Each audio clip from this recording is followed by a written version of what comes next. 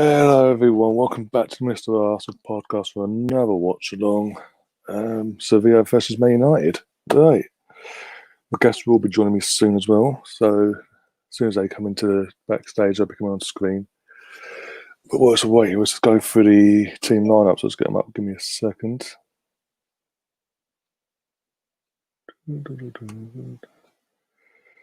Right, let's get them up now. Also, while you're in the comments, if you can put who you think will win, like score and all that as well. If you think Ollie's made any mistakes.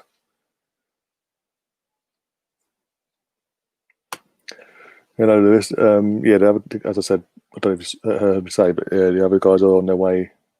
Just running a bit late, that's all. As soon as they hit it, better. And hello to Sammy.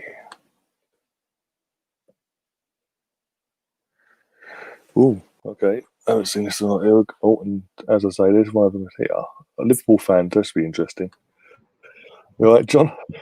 Yeah, man. Yeah, I was just about to go for the lineups as well. Yeah. Like, De Gea in goal, that's a bit of a risk.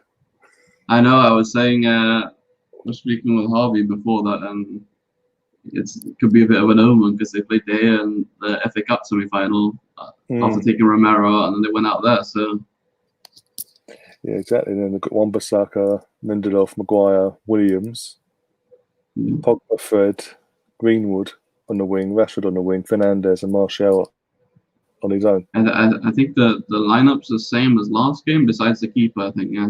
Yeah, besides goalkeeper, yeah, it's literally the same thing. Yeah. Which again, yeah. Harvey will not be happy as about putting the stream now because he did not want De Gea playing. Hello, Harvey. You're right. We were just saying, the one person you didn't want to play is in goal.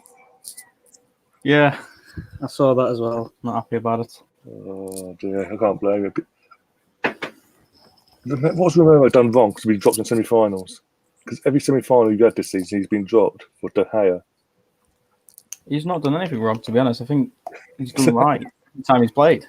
He's just Ollie's favourite, isn't he? Spanish Flapiansky is what I have in my head. Yeah, I like how Goldbridge likes to give all the names out to Aubameyang as well, like the Gabonese Jamie Vardy, stuff like that. But and I know it's like give it to your own players for God's sake. Too busy hugging his personal photograph of Luke Shaw before he goes to bed. He's got pictures of him around in his bedroom with Luke Shaw. Yeah, I've got no doubt he's got some Luke Shaw pictures around because the guy's pony, but he just loves. That guy loves him. Yeah, apparently he was going to put him on for Player of the Season for United.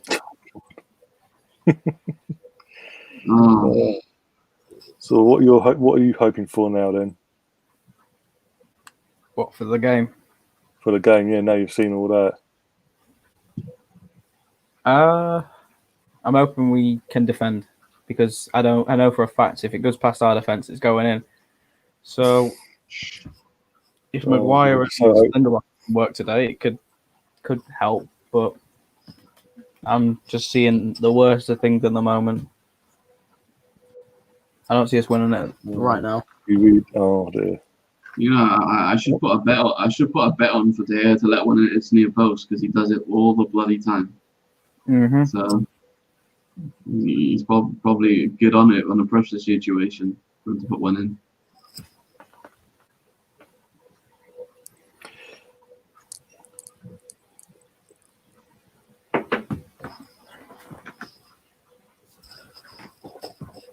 So I'm just trying to deal with something. I'm going to do a Facebook. I'm about to be connected with the Facebook page, and it's messing about. So hence why I've been a bit quiet. Right. All right. He's gaming no. Just I'll share about if so. We can't actually put the game on screen. It's copyright, and I don't fancy getting copyright strikes. So you can share it about because we've got Man United fan, we've got a Liverpool fan. What more do you want? We have two Arsenal fans as well. Yeah. Yeah, what was I say? What was I saying? Oh, I was saying like I've got 2 Arsenal fans to help me put out the fire. Oh, the Bruno gas. Yeah, we've got 2 Arsenal fans to help me put down the Bruno gas.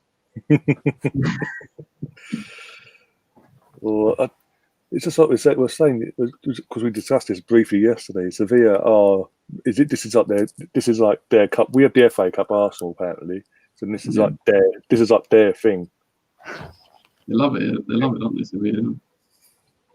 They're not a bad team either. Like this, as someone said, they came 4th, didn't they, in the league? So much. I think the 4th on goal difference as well to Atletico.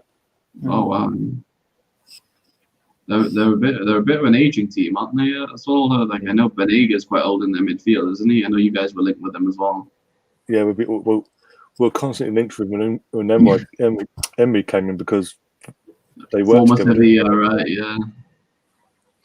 Ronnie O'Sullivan has just won his 6th world snooker title, by the way. 18 points to 8. 18 frames, sorry. Just come through that. Yeah, it's just had it on my phone as well. So that's the thing is that's true. His point what he said earlier on in the week. Apart from him and a couple of others, it's the standard of snooker itself. It's appalling.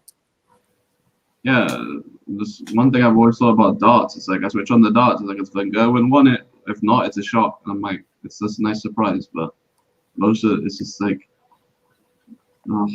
so one-sided. Anyone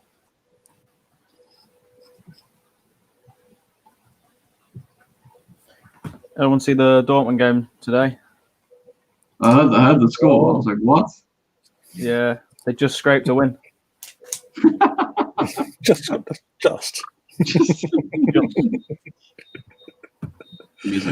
Oh dear. Fucking in Arsenal news, though, Aubameyang's been a pain in the ass. Well, I say pain in the ass, because it's teasing still. So it's baiting the fans. Like any time now, you're gonna find out. Just fucking say. And then Arsenal's Twitter unpinned the previous pinned tweet, so now it's like the whole fan base has gone into meltdown. Then we're hearing reports that the Gabriel defender has decided he wants to come to Arsenal instead, and we're willing to pay more again. Hence why you saw in the group chat earlier the meme thing that came off sent over. And I've just got some really big news from that as well, from Fabrizio himself. Oh God! Yeah, Emerick Aubameyang is going to sign his new contract with Arsenal soon. Gabriel will decide about his next club on the next days. Thomas Partey, Atletico want €50 million as a release clause, or they will not sell him. That's what Romano's saying. So basically saying that you're going to get Aubameyang's deal sorted, and depending on what Gabriel says, and if they dish out the money to get Partey. Fair enough.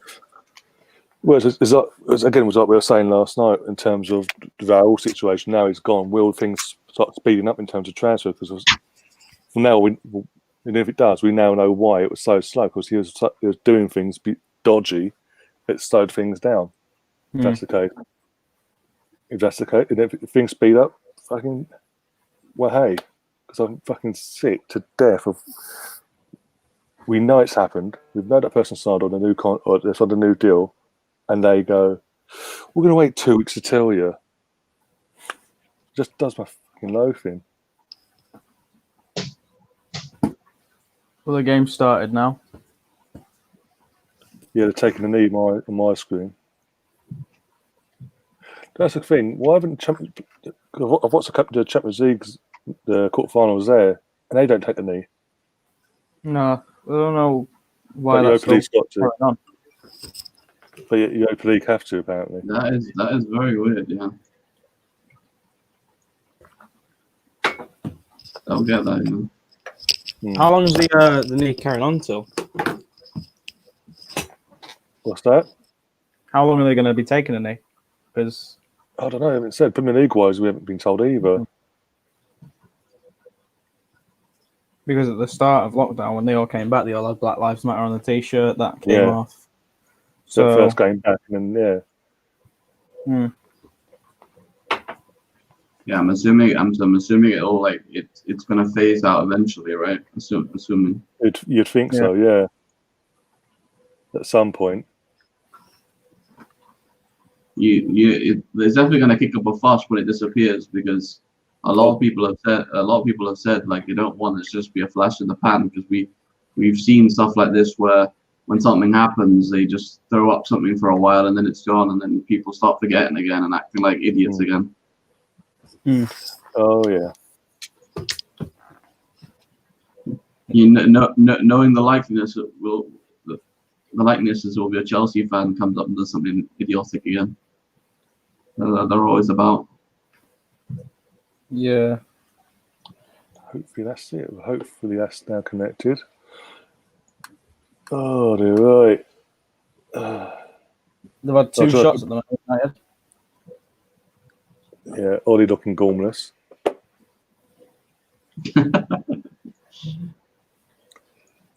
Jonathan Porter says, "I heard Gabriel thing depends on City if they sign Koulibaly, and he got that's what Napoli have been saying. They're the Italians know what have been saying themselves.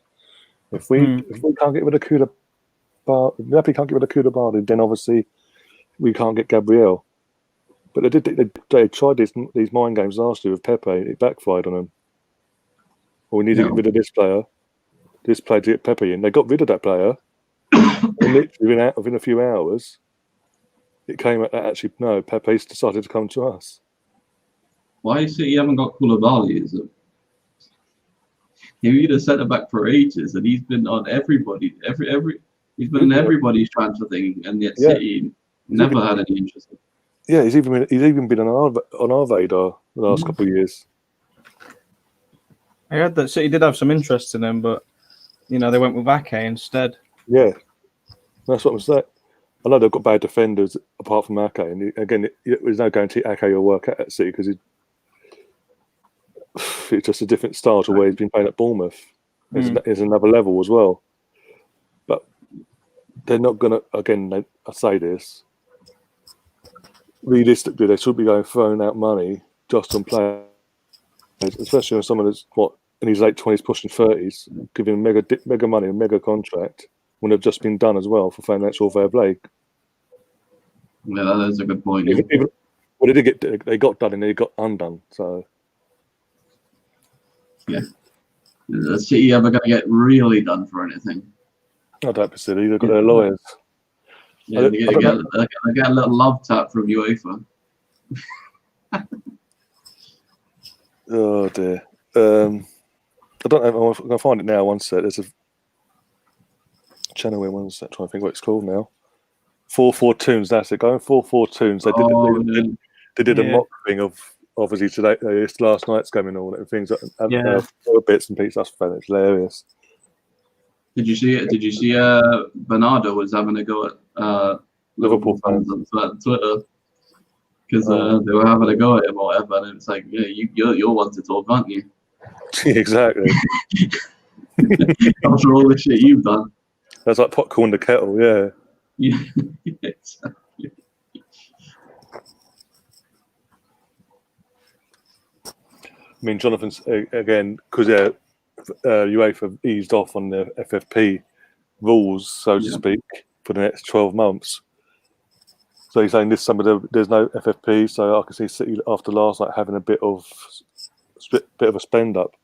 But if anything, these, especially not just under the Pep's guidance, the last 4 campaigns now, but even previously, it should be showing that you can throw all the money in the world at it. Yeah. At something doesn't bring you automatic success, especially in European competition. What we've seen now, it's like that thing where it's put over Pep's head with Messi, like two semi-finals, 3 quarterfinals. Can't win it. Yeah, apparently he's put a transfer request in. Apparently, according to some reports. I heard about that. Yeah. People are saying you're going to City now. Can you imagine that? Oh, I don't think he's good enough for the Premier League. Messi. Too old. He's left it too long. He's spent his Yeah. whole career at Barcelona. I'd say if he was 30, he definitely could do it. Yeah. But it's too late now. Yeah. Shock horror. What's the surprise? Oh my God. Well, this is true. What a surprise. Fernandes straight to the ball. Of course. Of course. Wait, let's see. It's on. It's on Rashford, I think. Is there VAR Alright. in America? Oh, Yeah. it's one of those FIFA penalties. He takes a shot and then he gets tackled, and then they give him a penalty. That's not a pen. Why? Yeah. Right, listen. We need to put bets on that they're going to get a penalty. Yeah. This is what the 22nd now. So this is the 22nd or 23rd penalty this year, this season, because it's still part of your season. I think they'll miss. Now, come on, he's going for the ball. It's just badly timed. Rashford looks like he's injured though. Any other club? Yeah. Confirmed penalty. Any other club? That exact same challenge? No, carry on. How many penalties is this now? Is this over 20 now? No, it's 22. like 22. 22. Yeah. Oh my God. In a season. We haven't had that much in fucking how long? They were complaining last in November, saying that we've had too many penalties then. So And everybody was going to Liverpool.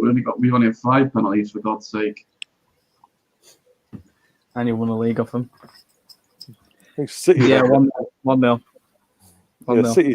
City have had less penalties in the last 4 years than what Man United have had in 1 year. Ridiculous. Oh my God. Conspiracy to make sure they win. There's a conspiracy to make sure they win the competition now. Fucking I'm hell. happy for that. I don't know Sure why you no are. one puts bets on them. Oh, Because the one time they will do it, the one time someone will do that, it won't happen. see, that's why Fernandes is so good on FPL, because he Fernandes. Yeah, that's what I've got. guaranteed points. That's literally the only reason I'm putting him on my team for the FPL. Fernandes, literally. I've already got him in for next season. 8 goals in the Europa League, and every one of them's a penalty. Yeah, what can you really say about that? You know, you hear United fans saying like, "Oh, people they shouldn't tackle us so much in the box," and it's like, well, they shouldn't give everyone either, especially that. Oh God, that Bruno one where he steps on the guy. I still can't get over that. Yeah, he literally jumped in the air and stood on a defender's foot, Yeah. slipped over and got a pen. And even VAR looked at it. Yep, still a pen. And you tell me there's no conspiracy there to make sure they got top 4. Yeah, do you remember that Goldbridge was saying on the pen as well? He refused to say it wasn't. He was arguing. Flex that's on with him. He was like telling him, "Are you mad?" It's like that's never a penalty. Exactly. Saying. Oh. There are people that delusional out there though, because there were more people on your show that were saying it was a penalty as well. But who knows if that's just for drama clicks, if you know what I mean? Like AFTV. Yeah, I'm done with them. After what I've seen today, everybody, they've set up a TikTok and they've got fucking Ty doing a recording. What you do want, Willian, and then Ty's to stand on it, shaking his head. What you don't want, what you don't want, Mesut Ozil. Like, talk about make the club even more of the fan base even more of a fucking joke. Oh my God! They kind of make it toxic, don't they? I don't think they care. I think that they're that far gone in the sense of the business mind of money. Do what they can to get the drama, get the clicks, get the money in, get the revenue in. They don't care anymore. They get more money off the losses of Arsenal. Yeah, of course, because they get all they don't wrong me, but they do get all rival fans then go, right, Arsenal fan and chill. We've got what was it? Calfasi and Bazinga, one of Calfasi's videos, halfway through it, they did a whole thing devoted to mocking AFTV. And then it's because of that channel, how big it is, they associate with all the Arsenal fans. Oh, what? All Arsenal fans must think like that. And that's what pisses me off. They don't.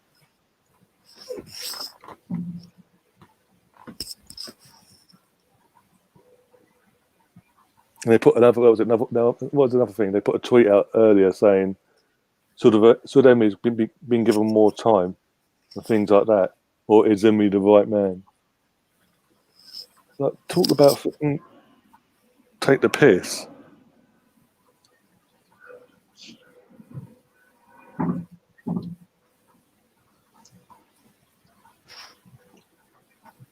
Yeah, I think there's a little bit too much playing on the rival fans to watch their videos. It's like so on the nose sometimes.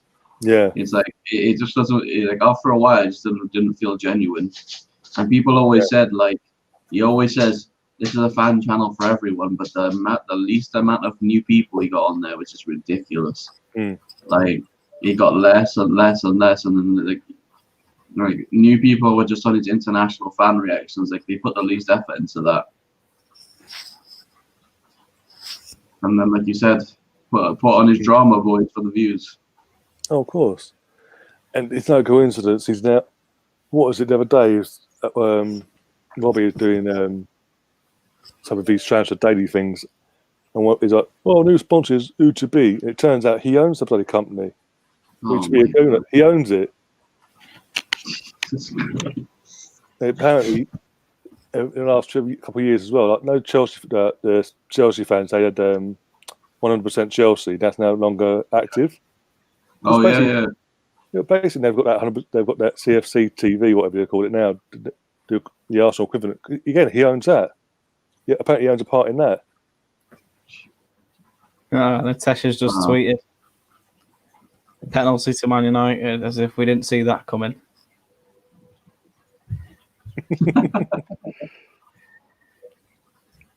I mean, Johnathan here, AFTV make more money from rival fans than their own fans. It's shock tactics. League Gunner, don't get started on him. That's the same. Yeah. Sadly, it works. Sensible debate channels don't do as well. Again, as you can see, I'm having to grind my fucking arse off.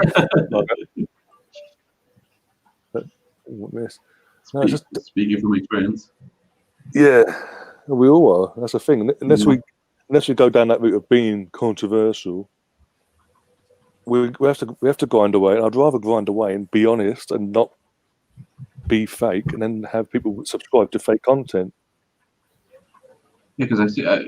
Surely someone isn't real, and somehow, you can't be real and go around all the drama perfectly for the whole year, right? Like nobody's like that. Like nobody's that. People have to be real. Like you're just not like all of that. Right.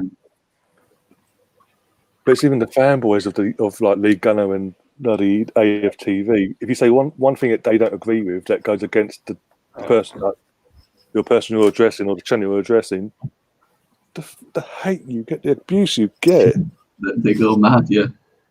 Like, bloody hell! Take a chill pill. Yeah, they're definitely not afraid to get vile. That's for sure. Yeah. Oh.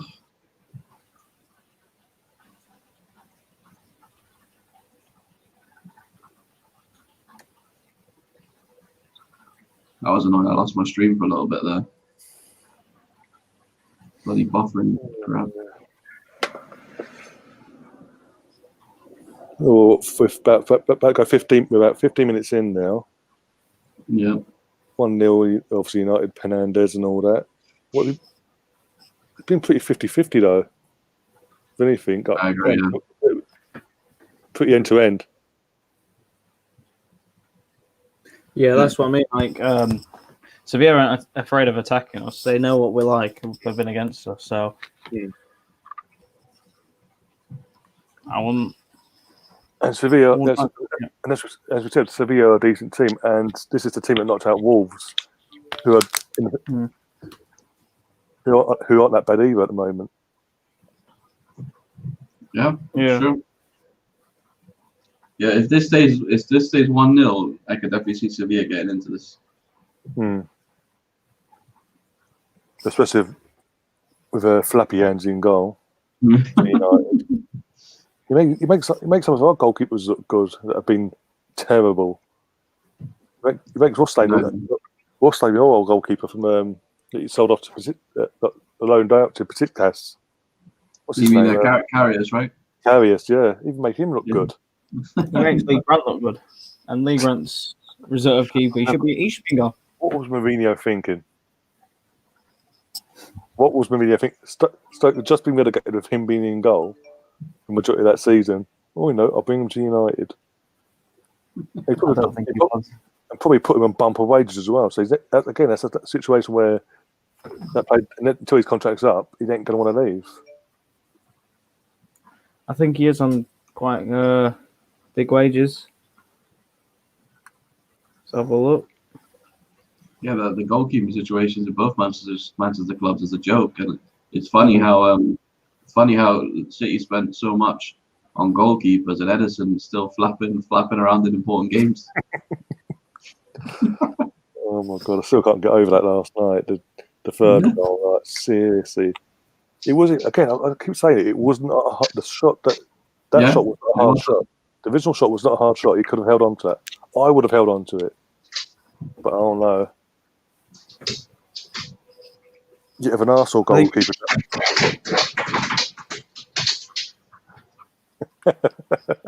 Sam's in the chat. Just joined us. Big up, Sam. Oh dear. Yeah, big up, Sam. Is Nitish and Daniel coming on still tonight? Yeah, they sent the link. I don't know where Nitish. I've got to find out where they are actually. I've sent the link over in the same group. You're all in the same group chat, so.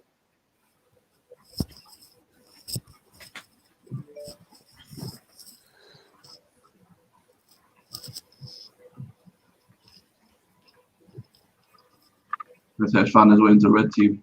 Got distracted. Probably. Yeah, probably. Getting his frustrations out, and that another penalty's been given at United tonight. I don't think that'll be the last one tonight. I think there'll be another one. Oh, Martial. No, Greenwood, so Martial got in the way.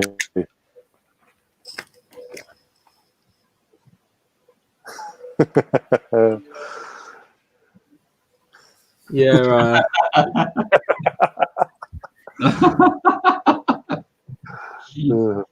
yeah, I got it. Got it for free. Just ripped it off one of the buses, ran off of it. Yeah, he had for the in joke. He had Bielsa spy it out for him, and he nicked it off. Yeah. Oh dear. I think it was a quite nice kick, though. To be honest, I wouldn't say they should do it again, but yeah, I wouldn't do it again. Yeah, I think a lot of people like your away kit though, from what I'm seeing. I think that's a decent kit. And the irony is, in their publicity of doing it, they put the players on a bus. Yes, I said that last night. Was it Luke? Yeah. Luke Short at back, furthest back. I think it was Greenwood, and a few others. Yeah, I think Bruno was on there and Rashford as well. A lot of passing around from Sevilla, no penetration yet though. Yeah, but you can say the same about United as well. A lot of they have the ball.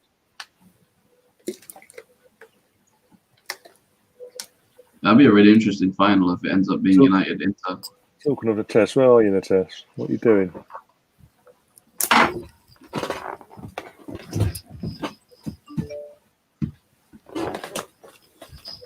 Oh, okay. I was seeing.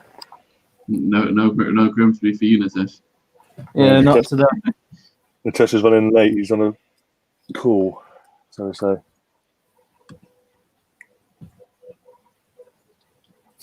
He's on a bookie call.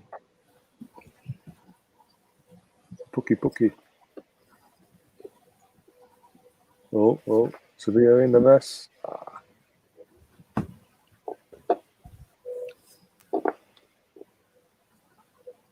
Martial taken out there. Oh dear. What have you made of the backlash that City have faced in the last 24 hours? Yeah, well, it's deserved. I mean, it's like Pep should be getting a lot of stick because that was everyone knew that was his primary mission to win that, and he can't do it with all that spending. It's ridiculous. Well, in the 4 years he's been here, he got knocked out the first knockout round in the first year, quarterfinal against Liverpool, quarterfinal against Tottenham last year, quarterfinal now against Lyon. So Exactly. there's literally no progress to where he came in at, because when he came in, they were semi-finalists that previous season. So if anything, they've gone backwards. Yeah, and I think a lot of the blame needs to go to Pep because what the hell was he doing yesterday with the first half formation and that? It's like people were saying, it's just him trying to be smart so that he gets the accolades after the game. Yeah, he completely mucked up his team, and basically playing three at the back against Lyon.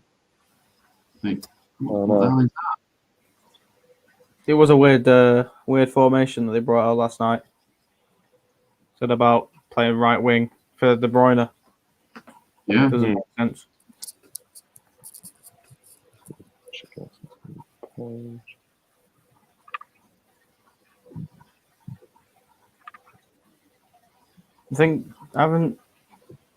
If I'm right, I think they spent £705 million as well with Pep. That's crazy money, and to get just to the quarterfinals. I mean, we did that with Ole Gunnar Solskjaer, and we bought Fred, Lee Grant, and Dalot in that season. We got to the quarterfinals. We beat PSG. Oh, you did, yeah. Yeah, and I think the last time we got to the semi-finals against Bayern Munich. We was against Bayern Munich. That was with Moyes. So they really haven't done as better of us. That's hilarious. That's hilarious. Moyes got further than Pep. and he got sacked not long after that either. Yeah. I think we were on a show before, and Harvey was like, I think the first United fans I heard say that Moyes deserved more time. Most of them don't really care about Moyes. No, because they're too short. The generation of especially the older generation, all they had was Fergie most of their lives. Yeah. Was like, well, this ain't good enough after how many years? Yeah, well, they're expected to hit the ground running. The thing is, it's a transition. First season under any new manager, it's always a transition. Yeah, it's true. And that's the difference between Moyes from Louis van Gaal to Mourinho and Ole. They've all hit the ground running. They've started off a bit better than what Moyes did. Moyes didn't get I think the first game he played, he was against. Oh, it's 1-1. Oh, hey, game on. Was it a mistake though? 1-1. Was it? Yeah, I'm slightly behind. Well, my stream's now frozen. I'm on the BT app now frozen. I'm seeing it. Oh, ball across the box, and there I can't get to save it at the near post. So I'd say I'd say De Gea should save that. I think he's just so slow to get back across his goal. Yeah, his reactions as well. Much other things. His reactions have been so appalling. They're saying something from an Arsenal fan. It's bad defending as well because he's free, isn't he, as well? So. I mean, I'm going to say this though: YouTube, stop recommending a certain person for me to watch when I don't like that person. Johnathan, John, if you know, you know. Yeah. Well, I'm not surprised if it's the person I'm thinking of. Yeah. Is it just twice in like the last couple of days? It said recommendation for you to watch. No. So this is I'm live. This is a warning. Warning. Sam, if you go for the trouble, Sam, I take it off when I sleep, Sam. Just for the record.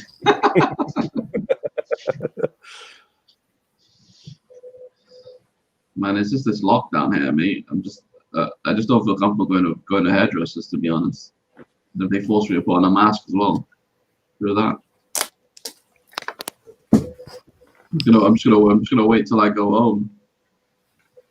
Oh come on, yeah, they should have got that. It's near post. Yeah, near post. I'm just seeing the replays now. You were dreading it. You called it and you said it was near post. Yeah, I should have put the money on. Damn it. Oh, okay, now I need to go into What? So the two likely things that would happen: De Gea beating it near post and a penalty. Yeah. Happened in the first 30 minutes. In the first, not even half an hour. Yeah.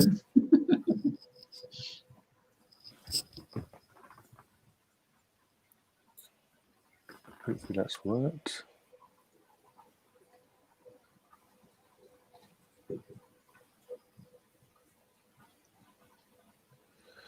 Right,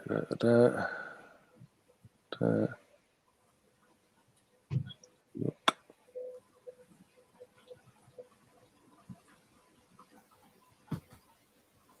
Yes, we're up and running eventually on the page. Okay. Oh. Oh. De Gea's becoming an average goalkeeper. Sorry, but he is. Well, yeah, but there's no denying that. I think it says something when Harvey, a Man United fan, even when we were talking about the lineups, was not happy about De Gea playing.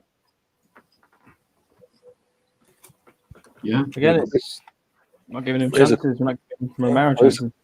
Here's a big question for coming from a Man United fan himself.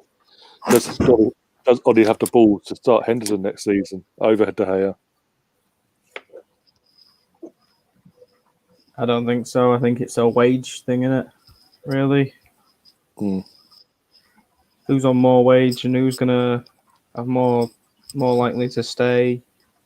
So I think he'd start De Gea still, but I would start Henderson, a youngster, give him a chance in the team. Well, look, he did it at Sevilla United. Yeah, and then they got the literally almost got the Golden Glove, and that the whole season only made one error in the 38, not just the 38 games, but the competitions as well. Only one error, and that was against Liverpool. Yeah, that's right. What's the score? It is. Oh yeah, I've got update by the way. It is currently Sevilla 1, Man United 1. Fernandez scoring, obviously. And who scored for Sevilla? I didn't see because my screen was fuzzy. Suso scored. Oh, Suso. Okay. Oh, players, yeah, I think so, yeah. But yeah, poor goalkeeping from De Gea, as we've just been discussing. Absolutely, yeah. It's hilarious because there's two rival clubs, former players there, right? Jesus Navas is there as well. He played for City, didn't he? God, he was useless for City, wasn't he? Right back. He didn't he just like run up the wing and like never produced anything when he was there. Like I can't remember him like producing anything. Basically, yeah. Right, here we go. Most likely things to happen from Johnathan Porter. Right, Man United games penalty. De Gea to make a mistake, then a brilliant save. Fee Maguire wins headers from corners, but go over the bar. Fourth, Fernandez had a shot for 40 yards. Spot on. Everything is spot on. I've seen every one of them happen in every single game this season. Oh dear. Sam saying Henderson had a much better season than De Gea. We'll start because of his status and salary a bit. Ollie seems a bit timid. And this is the thing. This is one of not only because in terms of Man United and who they were going after at the time when they were recruiting for a new head coach at the time, he seemed that he's a cheaper option without being rude. He's only experienced in Premier League. He got relegated to Cardiff. He's gone, and his reaction to that was to do a few games in the Championship, then go roam back to Mulder. Well, let's be honest, even we could do what he did at Mulder. And just because he's a United legend and he took off well, everyone never forgets when he got that contract. Officially, he was officially the head coach of Man United. Players dropped their guard again and just dropped.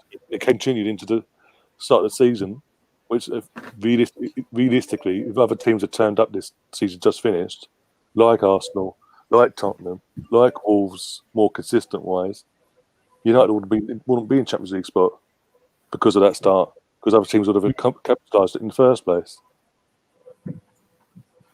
Yeah, I can agree on that. I think we just the only time Ollie's looked somewhat, he knows what he's doing of is in the Manchester derbies.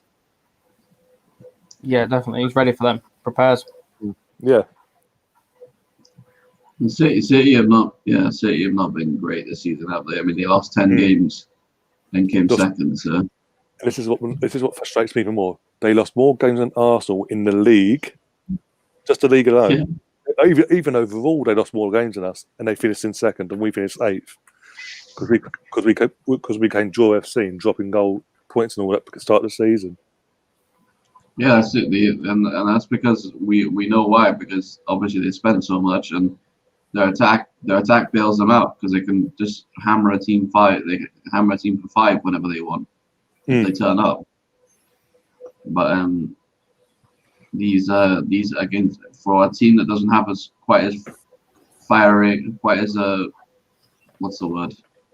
blazing strike force. They may struggle to beat these teams that is part of the bus, but City will eventually get a way through.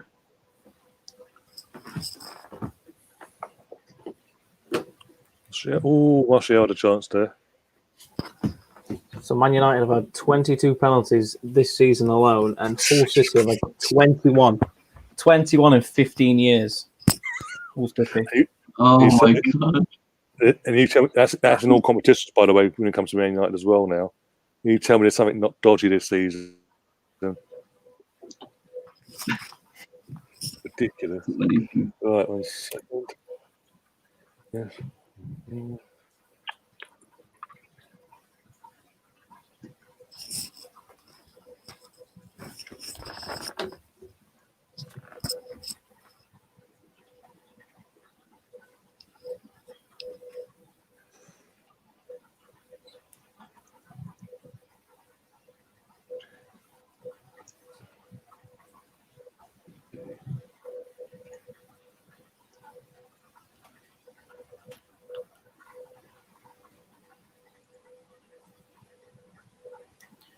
Yeah, Bruno Fernandes scores his 15th penalty of the season. Fuck's sake. 15, and he's been here since January. It's mad. I hope that's got Sporting involved, because if not, that's ridiculous. I think it has. I hope it has. Oh yeah, hope be the operative word. Yeah, because actually, start of the season, you got quite a few, didn't you? At the start of the season, Yeah. Pogba, Rashford, when it was like back and forth, they either score or miss, and he had all that controversy with apparent fans on social media giving him abuse. Yeah. You just need to keep the player taking it. Yeah. Yeah. I think like Rashford scored a couple and missed a couple, and this is a thing which I never got at the start of the season either. Pogba, going into the season, Pogba was a penalty taker, right? So why after missing 1 did it then change and then go back and then fall back and forth until Fernandes turns up? Yeah, maybe. For example, at Arsenal, we know our penalty taker is Aubameyang because we'll talk about now. Aubameyang, no matter what, he's missed a few as well since he's been at Arsenal. But no matter what, he's our penalty taker. Because is it now? Oh, there's another goal. Oh, That's going by what my Twitter's saying. I don't think it's good either for Harvey, but it looks at what I'm seeing. No, it's not coming for me. I'm seeing a United attack right now, so I think I'm a bit behind. I'm on the on the 35th minute. I'm on. Yeah, I'm on the 36th. But literally, Yeah, I'm only saying that because literally I've got Twitter notifications turned on my laptop, and it's just literally got a couple of people going, one sec, get in, what a goal. Come on, Sevilla. Right. So maybe it's gone to VAR then, I don't know. Because the chat's not saying that anything, a goal's gone in or anything. Yeah, I'm not. It's Have a look. United and on the Sevilla box at the moment, yeah, for me. I still say 1-0 on Sky Sports on their app. Must be just lagging behind in their tweets. Must be, yeah. I mean, that wasn't that wasn't what a goal, was it? Like, he just smashed it in the near post. Exactly. But yeah, Johnathan saying there's no goal, nothing's happened in the chat. So it's probably there must be some sort of lag somewhere from other people and their tweets they put out. Shout out to the football fan zone as well in the chat. Yeah.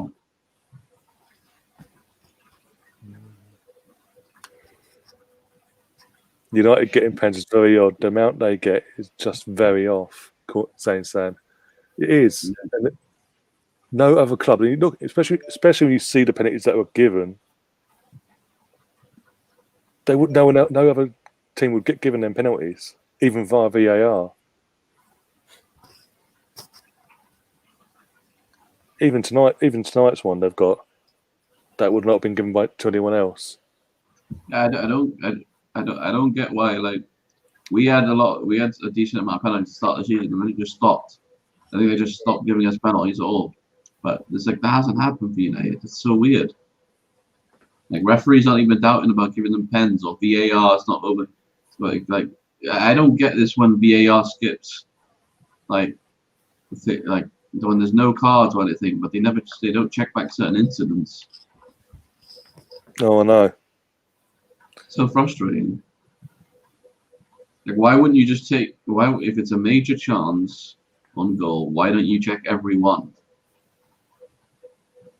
I think VAR has been mainly in favour for United this year, because obviously the goal that was against Liverpool with Mane scoring it, the first goal, they would have caught that out then, but if in any other game would they have caught it out? And I think they've been quite good with Liverpool as well. I mean, with the handball thing against City. We've had some favourable ones there. Yeah. Man City won. Man City have been against it this year, even with Jesus's late winner against Spurs. Spurs, literally the second game of the season, wasn't that? Second or third game that was. But even that the handball rule was a lot to be desired. Oh, it's terrible. Can't stand that handball rule. In that instance, so early on in the season, that showed it how stupid it was, because literally both that split second, both the attacking and the defensive player handled the ball in the exact same manner, but the attacking player got punished when it actually was a defensive player that handled it first. If it goes like that, I think it should be a penalty. Yeah. Yeah. Another thing is the offside. It's a little ridiculous. The toes and fingernails offside needs to stop. A whisper of hair. Yeah. Yeah, we benefit off it once, like a couple of times. I think Wolves equalised and then it got taken off because his toe was offside or something. So. And again, Johnathan, we touched this earlier, but yeah, Johnathan even said the worst one was the Villa penalty where Bruno jumps on the defender, literally jumps, and they even VAR'd it, and still gave it. They slowed it down. It's probably like an amateur ref who has no idea about football. Or a United fan? United. More likely. Probably Howard Webb. An amateur ref, who is an amateur ref who is a United fan. Howard Webb, Howard Webb picked up the pass. Howard Webb in disguise, yeah. Oh, got lightning. Uh-oh. What, something happened? No, it's got lightning in mind. It's got a flash of lightning in the corner of my eye. Oh, jeez. So I don't think there's any dew. There isn't, no. That's a bit caught me off guard. Oh, dear. Lightning out of nowhere. Doesn't strike twice, apparently. Oh, dear. What's this one?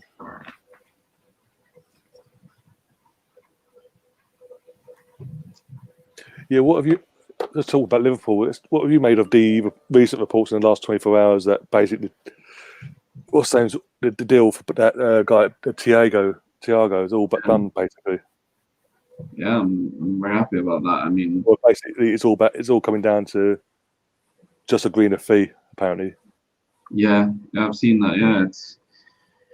Oh, we don't... just get him, like... We can always use midfield reinforcements, and he's a bit of something different. And so I'd easily take him, but it's like this business with a fee is not surprising. I heard it's like, why are we going to pay 30 mil when we can get him for free in 5 months? But it was a similar situation with Werner, and we didn't get Werner because we didn't want to pay the fee, and then Chelsea just came and paid the fee, the release clause. So. Yeah, just pay the fee and get the player, but it's FSG, so we'll see. They put their hand in the pocket.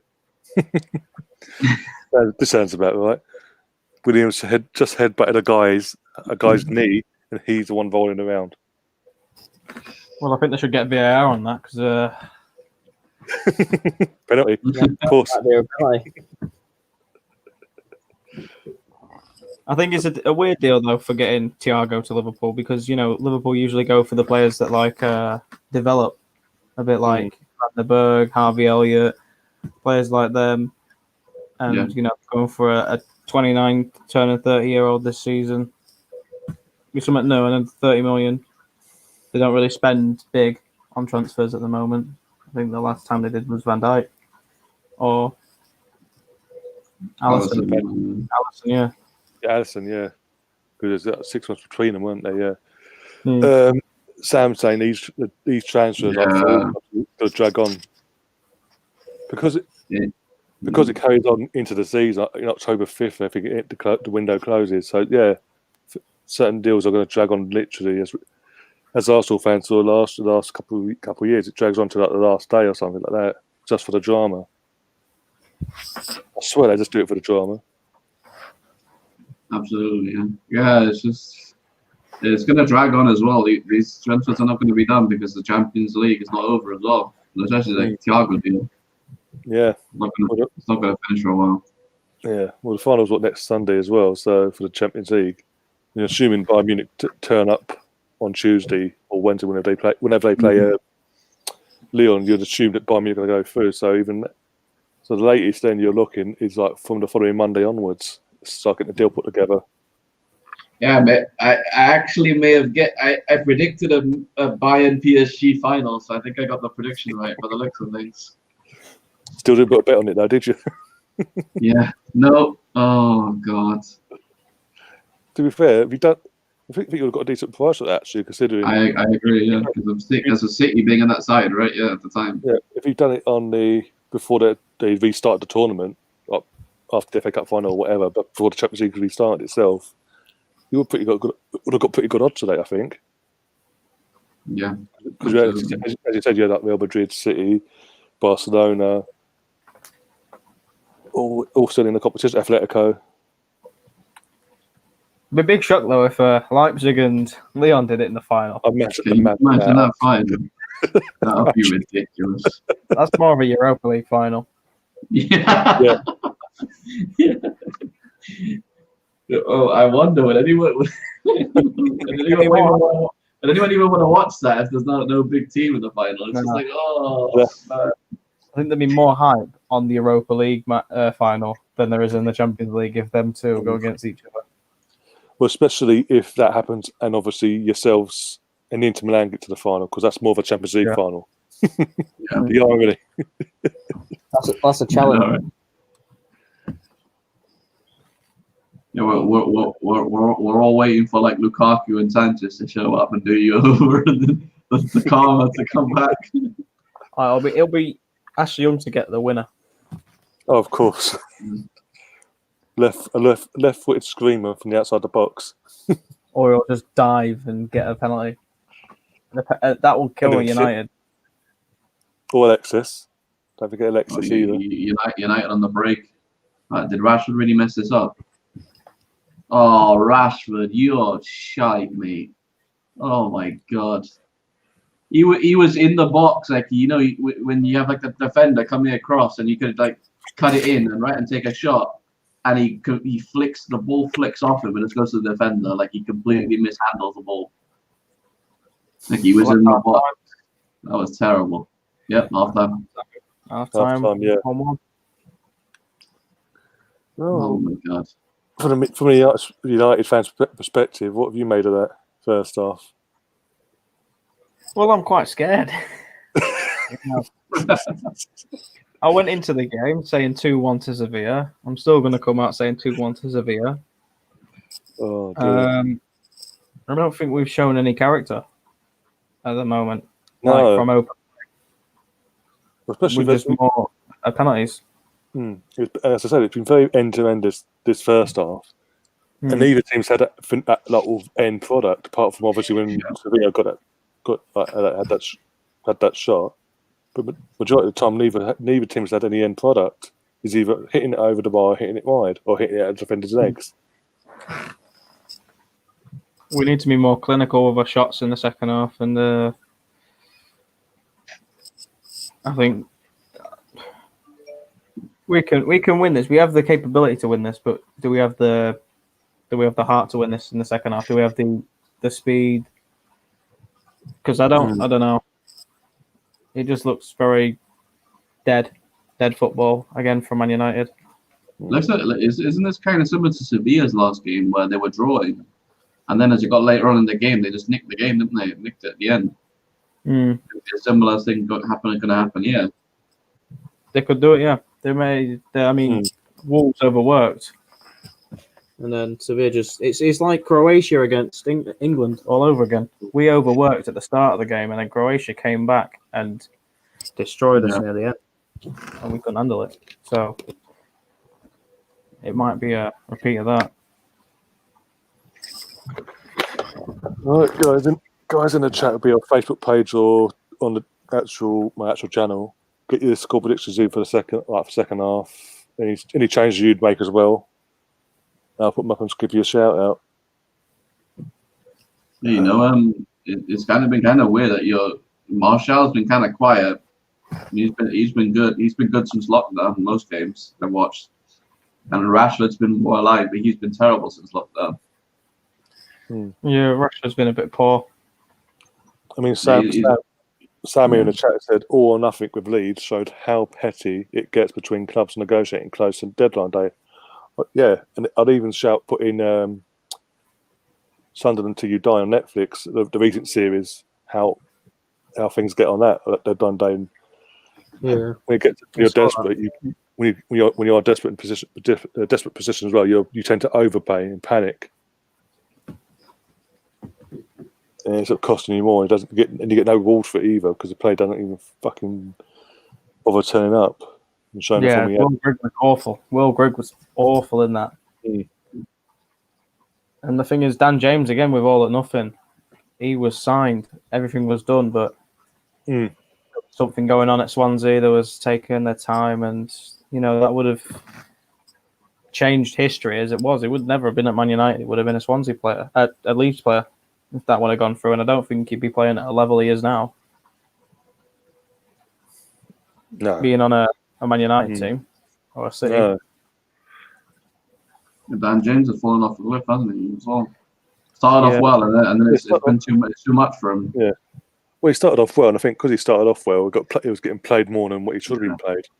It's a bit like when when Emery came and we had Guendouzi, he had a good pre-season. Started off the season against City and Chelsea, had showed well there, and all of a sudden, instead of doing what Arteta's done with Saka and in and out, sort of coaching him, not overrunning it.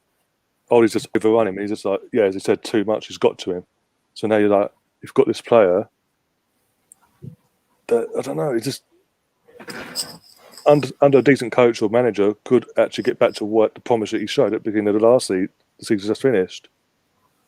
I don't know, Roddy. I don't know. It's a shame. Really. It's a nice British talent as well. I feel bad for Guendouzi. I think you're right, Brian.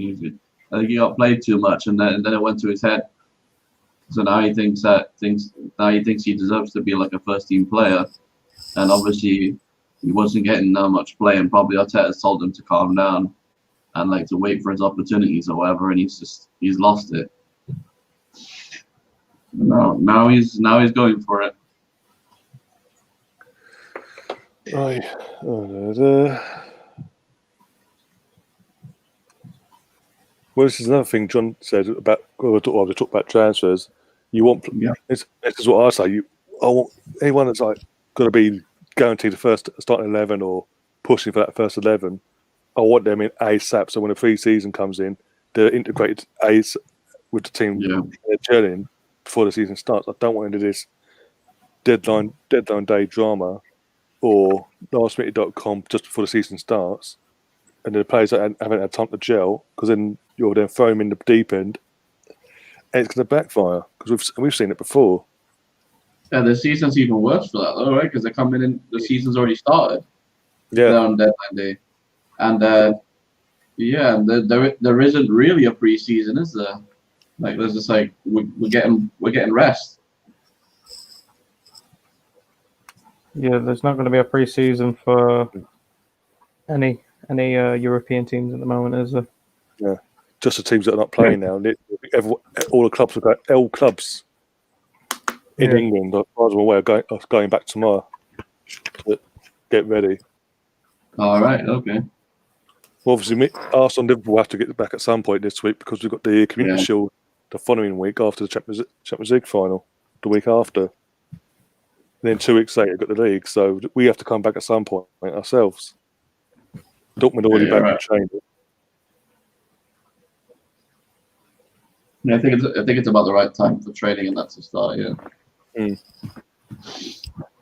But yeah, United have kind of a better thing because they're playing, aren't they? So.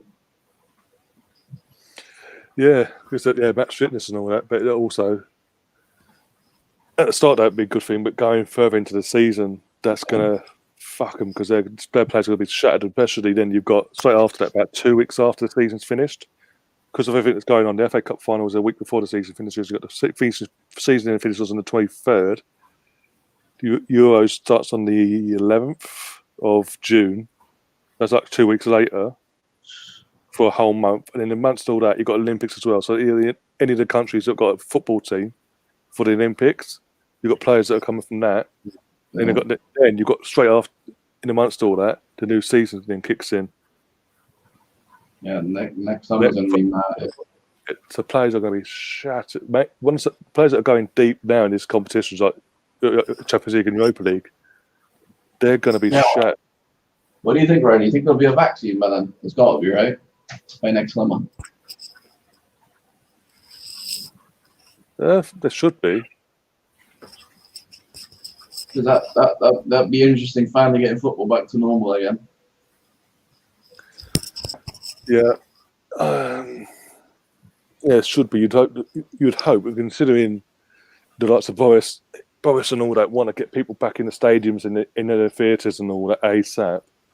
The only way they're able to do that at full capacity as well is have a vaccine sort up and running, and everyone been on it, and then actual the R number actually for once dropping instead of stagnating.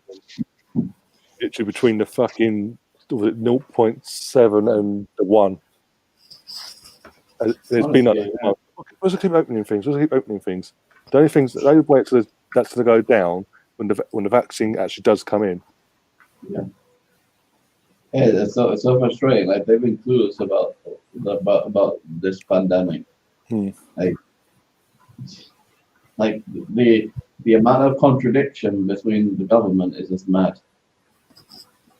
Half of them saying different things in different shows, and people getting confused. And well,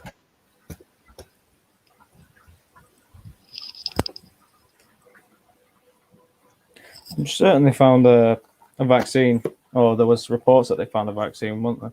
Yeah, it's reports, but it's actually having reporting it and actually providing that vaccine, not just to your busy mates either, to the actual public that need the people you're trying to get back out there.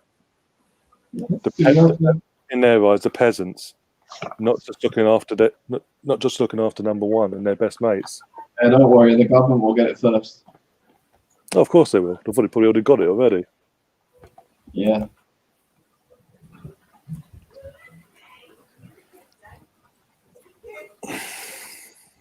But hey, the country voted for 5 years of Tory government again after 10 years of austerity. What do you expect? But to be fair, the other candidate was a muff. I've got to say the other candidate. This is why I said I've always said neither party should have had any of the parties should have had full power. It should have been a hung fucking government, and they'd have to do a coalition, sort of collide as one. Because why couldn't we have like you said, government of coalition, and then them both have an input, and then get some of the people's like opinion on which one you think is best to go forward. Yeah, exactly. But hey, what do I know? You had the reason they got majority as well is because the idiots actually gave this Tories a 5-year term based on him saying he would have Brexit sorted in a year. That's 1 year out of 5. And what helped him as well, that all the other parties were like, if we get in, like the Liberals are saying, if we get in, we're gonna go against the people and revoke it and go back to where it was. Labour was just back and forth. You didn't know what they were doing. No one knew what they were talking about. And as you said, the Labour candidate wasn't exactly the leader, wasn't exactly the best of candidates to put forward to be governing the country as a whole. That's why I said. And neither's Boris, but that's just why I said it should have been a hung parliament done and dusted. Now, if I was Boris, I'd be shitting myself because now Labour have got a leader in, a lawyer, the knight of the fucking realm, who don't take shit from no one, who is educated and won't have a slanging match with him on national TV. Yeah. Yeah, this has been the shocking thing with politics. So, like, it's the same in the States. Like, people are surprised by Trump's winning, but have you seen the people opposite from him? What? Exactly. So what? One was an idiot that was like a liar and did things. And now we have someone with Alzheimer's, basically. Oh no! And what makes me makes that fucking hilarious as well. Literally, once he got in 4 years ago, in the last elections, you had the likes of the Rock and all that going, I'm going to campaign, I'm going to be putting myself forward for the presidency of the United States for the next elections, which is coming up. Have they done that? No. It's all talk. Kanye West did that. He's put himself forward and all that, but he hasn't helped himself. He's having a public meltdown at the moment as well. Yeah. I mean, who would you rather? It's not the lesser of two evils. Which one do you want? Kanye West, even on his sane day, does stupid things, and look at what family he's tied into as well. Yeah. And then you got Trump being Trump. Exactly. Yeah. Oh my days. No, but the thing is, we can hardly talk ourselves because we've got Trump 2.0. Exactly. That's what I was thinking. Yeah.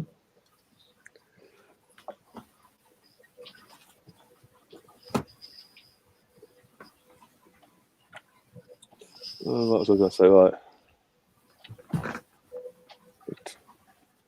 Sam's saying in the little chat, and I've put this up. I remember Mickey Quinn scoring a hat-trick at Highbury opening day 92-93. We lost 3-0. I was gutted watching Match of the Day that day.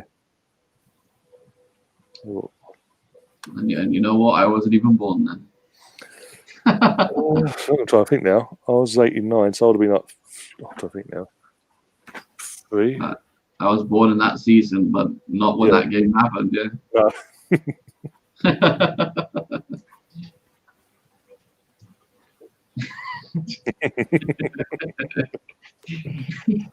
Oh, dear. Yeah, the body of a real athlete. Could say that for most of the players back then. I'm glad I've got this muted because I think Hargreaves is another one of the terrible pundits. It's just crap. This is what does my head in. If BT didn't throw money at having the rights to host the European competitions on BT Sport, it was back on like Sky 9 TV. Would actually have decent pundits and decent commentators and all that. The saying is you get what you pay for and all that. But with BT, that's the complete opposite. I mean, what Owen Hargreaves, Marco Owen, Rio Ferdinand, Paul Ince, Scholes. Oh my God! When Gerald weren't working, Gerrard, and when Lampard wasn't working, Lampard. There's so many of them are just so bland. They're all so bland. And they're so biased as well. It just does my head in. Yeah. Don't forget Steve McManaman. You hate him, don't you? Oh, McManaman, he does my head in. They all do my head right. Him. He is the epitome of bias. Literally, especially nowadays, he's got the choice of being a bias towards City, Real Madrid, or Liverpool. He's got a wide range of bias, right? I remember when you get mad at him because was it Arsenal beat Liverpool? He just wouldn't say anything about it. He was just so bitter, wasn't he? No, it just doesn't matter. Like, give teams the credit they deserve. Yes, the team you played for one time they lost that night. Yeah. But it doesn't mean that that team isn't immune to criticism themselves, and it doesn't mean the team that's won can't get praised for the performance. Might not have been all dazzling, all singing performance, but give the person the praise they deserve. Yeah, honestly, for me, if you can't do that, you shouldn't be a commentator. I'm sorry. I think that should be a key thing, like being able to credit other teams for playing well. Second half started. Yeah, about 2 seconds behind. There's not Brendan again. Who wants to take this one? We're not. And by the way, we're not doubting he's playing a bit. Any of these players that you've named, they're playing abilities. We're doubting their punditry abilities for BT. Exactly. He said attacking midfielder because that's a difficult thing because everyone compares like Scholes, Gerrard, and Lampard, but if you're saying that Lampard's a cam, then isn't it a little hard to compare them then? Exactly, and also Johnathan's put in the chat. We forgot to mention Savage as well. Oh God, yeah. I'm trying to think of any other pundits. They got Micah Richards on as well. All right. Okay. Again, no, really, we're gonna have this discussion on air. Really. Again, as Johnathan just said, about comparing Lampard's goals and Gerrard and all that. Them three, no, you can't compare any of them three because they're different types of players. But again, Bergkamp, fuck's sake, man, seriously, doing this to get pissed me off. It's not going to let it work. Not going to let it work because, again, as Johnathan said, different type of players. If they play the exact same way, the exact same styles, then you can compare who's better than the other, who provided more than just the other. I didn't watch much of Bergkamp. Was he a box to box, or was he like he just like a playmaker? When he initially came to us, he was a striker, but as he's got older, he fell into a sort of centre forward / cam near the end of his career. Okay. Yeah, see, I didn't know he was a striker. I started striker. I thought he just was always like a cam kind of playmaker. Yeah, it's like the last 5 or 6 years of his career, as he was near the end of his getting older and all, losing legs.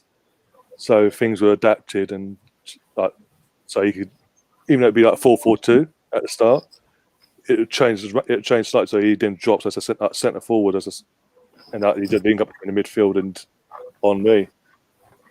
Yeah, that was like Rooney for United, right? Starts as striker, then goes cam, then goes to midfield, and I was just going to say that, just literally Rooney. Yeah. Yeah. You've seen his Instagram picture, latest.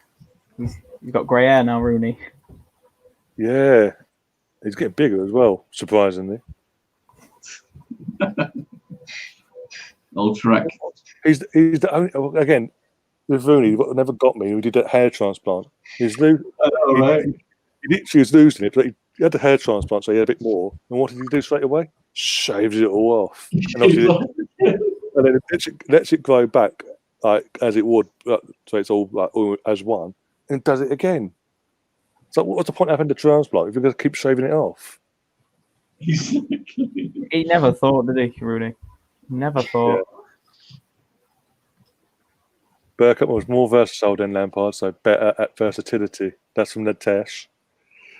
And there's started the discussion back and forth about Bergkamp now in the chat. I like to see Lampard do the same as what Bergkamp did against Argentina, Southampton, and Newcastle, etc. Exactly. Even Leicester City. This again, Bergkamp, even to this day, is the only player in Premier League history to be nominated for goal of the month and become first, second, and third in 1 month. No one else has ever done that.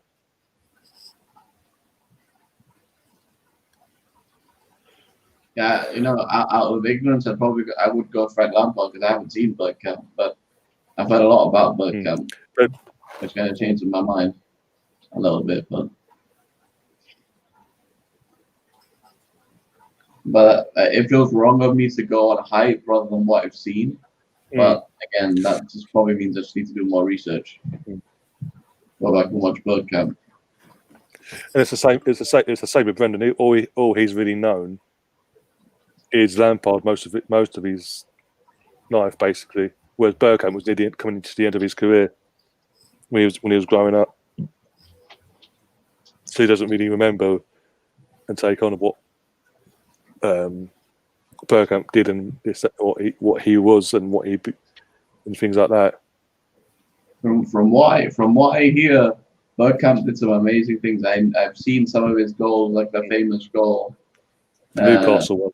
Yeah, the famous Newcastle one. And the one against, as Sam says, the one against Argentina for Holland in the World Cup in a semi-final, I think it was. De Boer had the ball on the edge of the halfway line and just pinged it from the left-hand side all the way across to the right-hand side, and it's literally like near the 6-yard box, deep inside the 6 yard, and Bergkamp just took it down, bang, bang, one touch, bring it down, touches, look, and then volleyed it, and then half volleyed it across the goalkeeper, who was I can't remember who it was now, but yeah, absolutely fantastic goal. And it's very similar to his goal against Leicester City. If you're a football lover, I think you'll like Bergkamp more, because it just seems like Lampard was efficient, but I mean, you can be efficient, but like sometimes football's about doing something spectacular, and Lampard just was like, he would just what do you do? You score the occasional one from outside the box, and most of his goals are just tap-ins that he's coming and running into the box, right? As a midfielder, I mean, I know this is kind of bad, but like the way Lampard plays is just like it just reminds me of he's like a player he reminds me of. He's just a bit of Aaron Ramsey, like he's like what Aaron Ramsey did, but if he was playing at like full, like maybe there's a better example. Aaron Ramsey against a bit of a disrespect, but I mean, even Sam says on the screen here, Lampard had pens and played a different role. This is what I'm saying. You can't compare players that play different roles, as in different positional wise as well. If you're comparing player to player, the exact same role, everything, then go ahead and compare to your heart's content. Have that debate, have that argument. But you can't have that argument between two players or X amount of players just because they're a midfielder or they've gone on to be a midfielder at some point. I mean,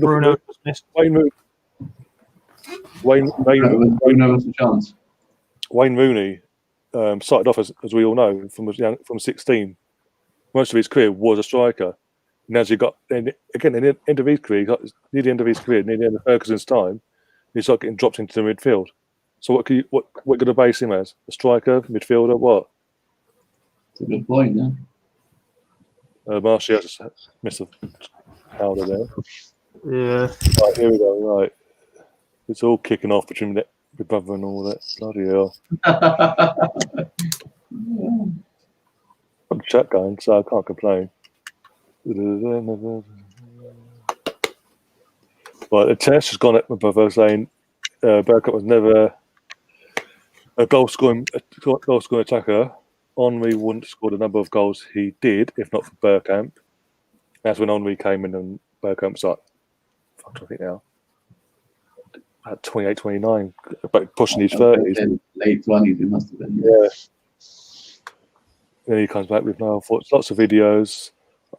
And even when I've been playing for academies, watch very old matches all the way through. You're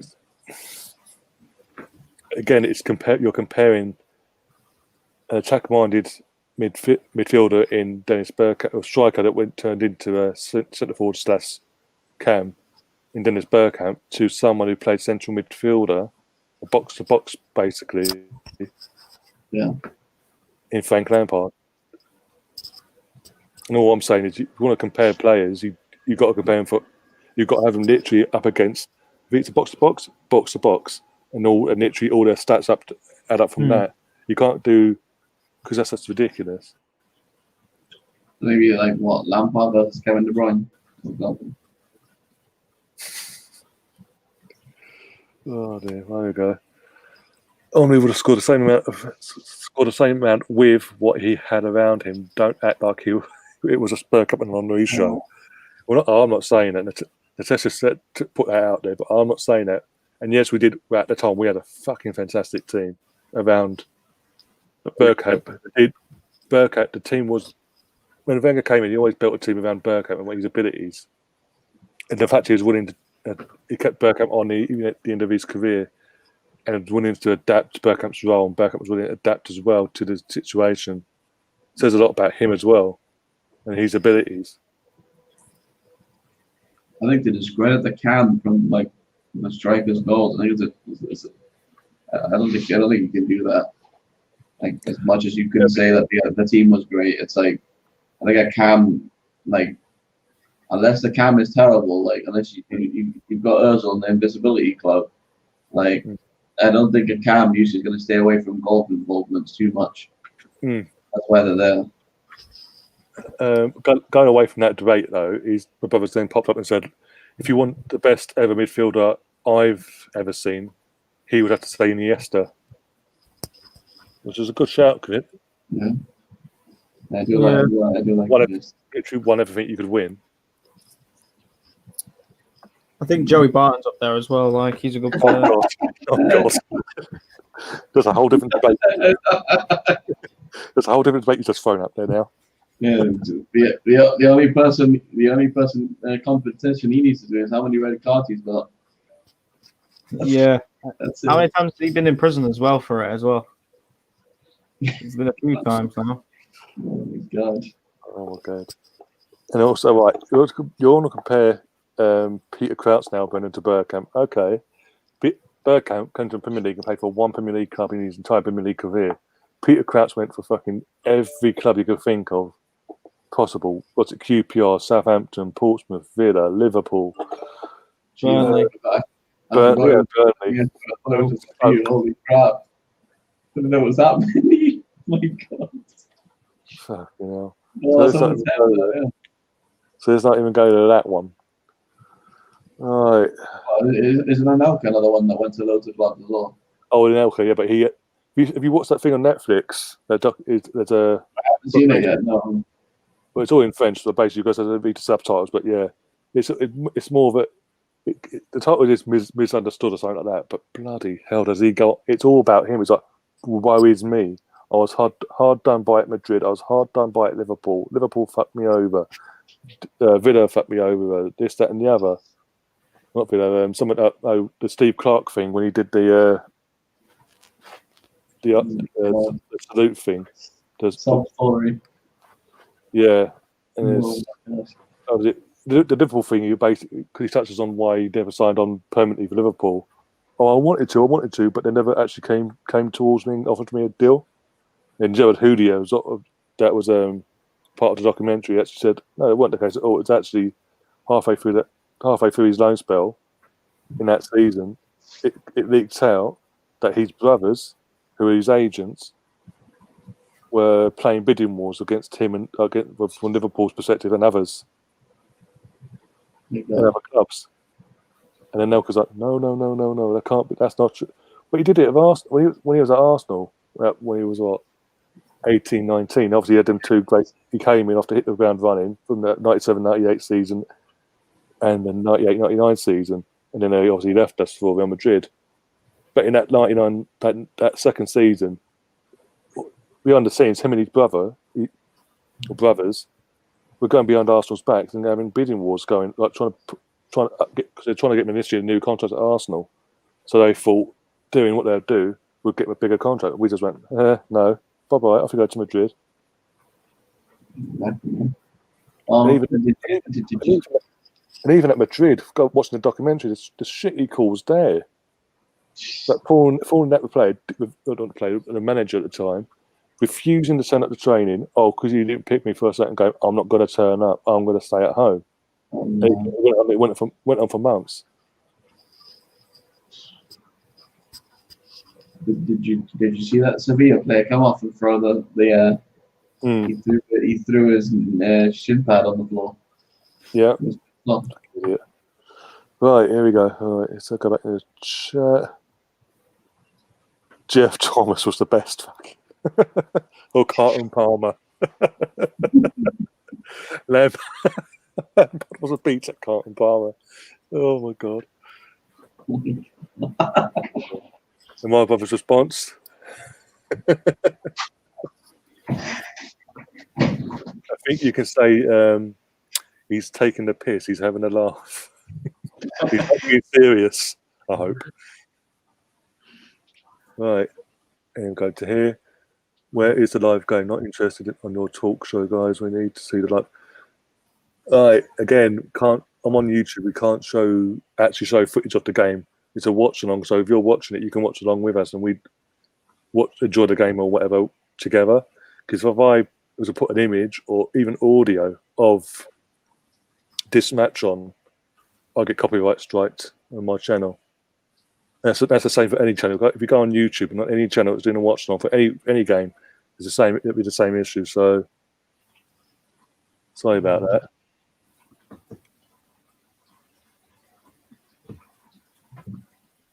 This is Lampard was good, but he wasn't the best player in that Chelsea side. Zola is a better comparison.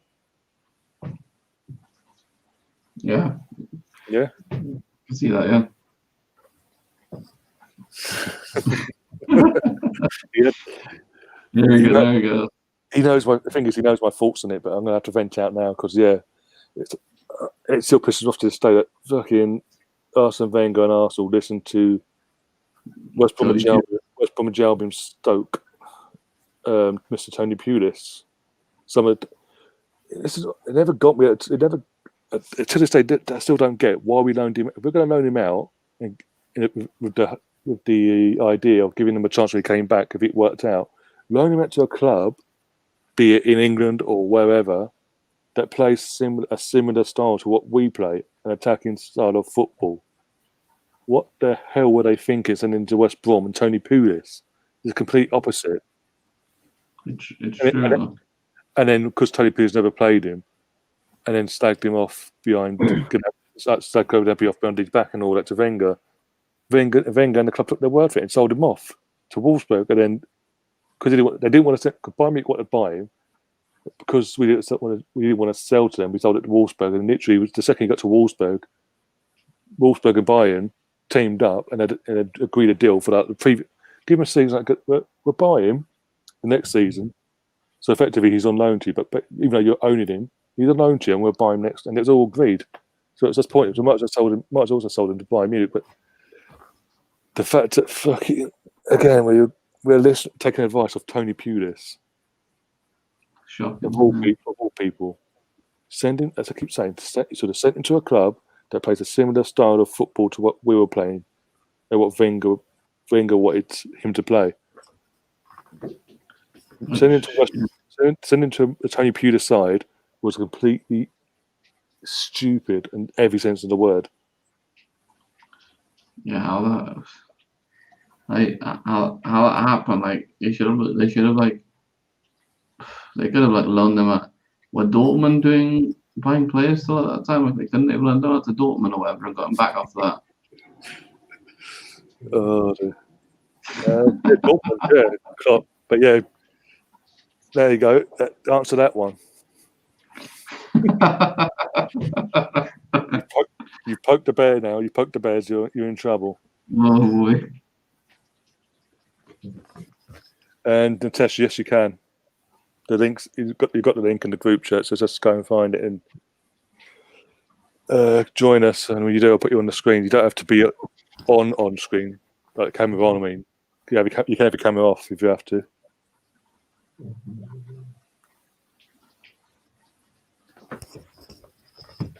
This game's been so dull, Jesus.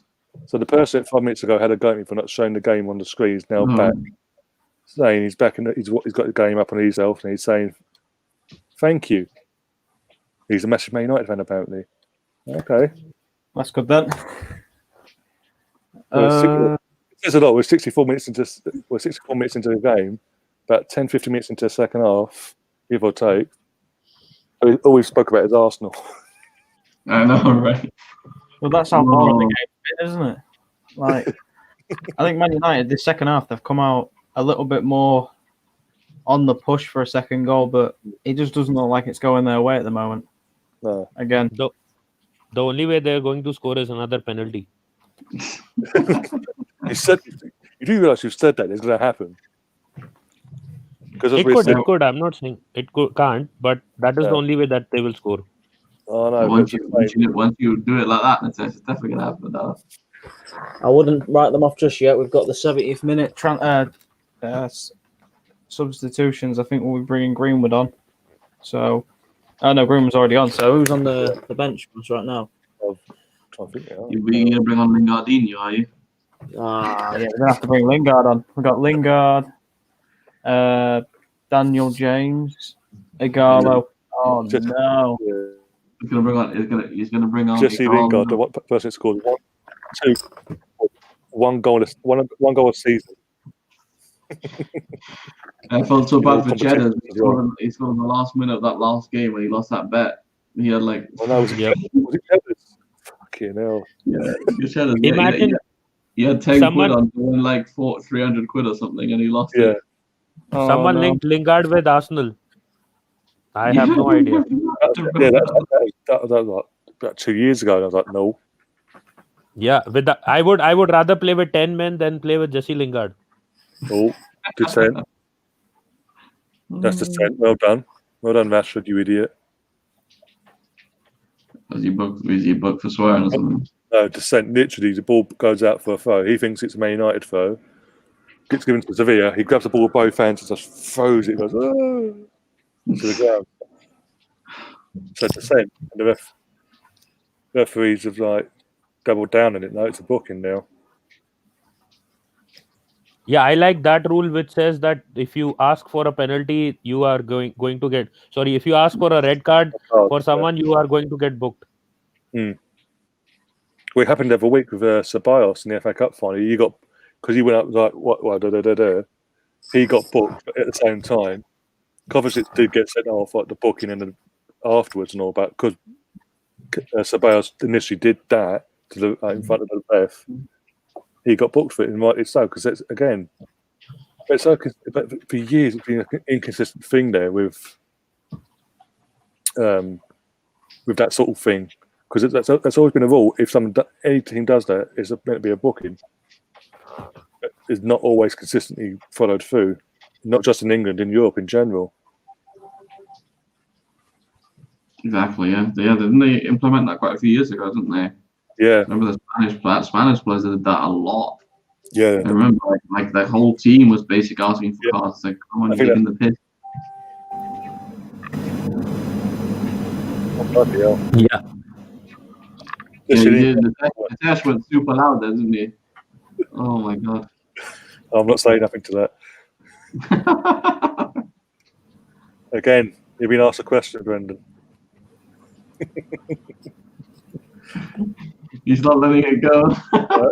Oh well, this is he's an Arsenal fan, but at the same time he likes the League of Football and he follows Atletico. So he was good at Big Iron the other night when Atletico were playing, and then disappeared when they went 2-1 down. So which club does Brendan support? He's an Arsenal fan, but obviously he likes watching La Liga football, and out of the La Liga teams, Okay. he keeps an eye out on Atletico. And obviously, being Arsenal not in Champions League, it's easy for him to follow and get behind Atletico in Champions League. Yeah, Atletico played bad that day. Yeah, even we were talking about it afterwards, and it was frustrating. Because even I thought with this format in this setup, of being a one-game knockout, it would suit Atletico and Simeone down to the ground because of how he likes to do set teams up and all that. But for some reason, it's just, and I didn't get because João Felix when he came on made a difference to Atletico in their attack. So why wasn't he playing and things like that? It's just little things like that. No, I don't mind that, but I told you at that point of time itself, he shouldn't take off Costa right now. He's just started linking up with João Felix, and he created that super goal chance, which converted into a penalty. And he's making an error. He made that error. He got in Morata, who hadn't played at all, who looked so rusty. After that, he gave away the ball so many times, and eventually Leipzig scored again. That was a very bad substitute at that point of time. You let in. Yeah. But the Leipzig goal itself, the winning goal, was more fluke than anything in the end because the deflection it took it away from Oblak because Oblak could have had that covered, but that deflection. It did. And but the thing is, when you take off your threat from your end, like Costa was looking like a threat, even though he wasn't. He's not the guy who's running too much, but he still did play. He looked at a threat when João Felix came on and the link up was there. When you take away that threat, Morata did nothing. He was just giving the balls away. So at that point of time, then eventually Leipzig decided that we should just push forward and try to kill off the game by scoring again. And they did.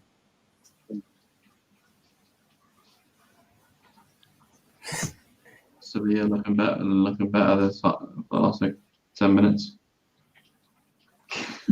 So John, would you if United won the Europa League and then the Super Cup, would that then consider Liverpool being knocked off their perch again, or? No, I want to know this.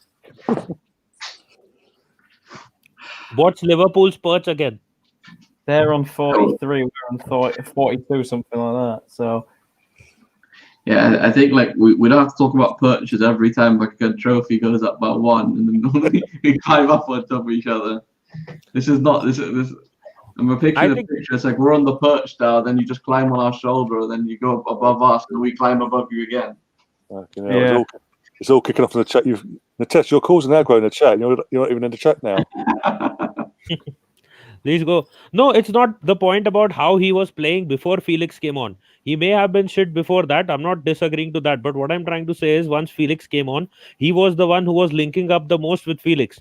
So, and when you get a goal, do you take off a player who just scores a goal even though you wanted to substitute him before he was playing because he was playing bad? The same thing should apply to a player who just creates a goal just minutes before. You should give him a few more minutes. Maybe he can create another chance or a chance or two, and they could have taken the lead.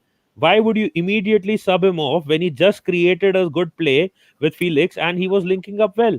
It does not make sense. He did not do much before that. But he couldn't link up. Yeah. Maybe he was just shattered and Simeone sensed that and took him off when he could. I don't know. No, I understand. I saw that substitute coming before that as well. But if you saw the last 2 to 3 plays that he had with Felix, they were looking good. And you need to remember one thing. The central striker for Atletico does not do most of the running. It is done by the other players around them. Morata is also old. He will not be doing the main running. So it can't be a reason that Costa was tired. Because at the end of the day, the striker does not do the main running. It is either Felix or the wingers who do the running.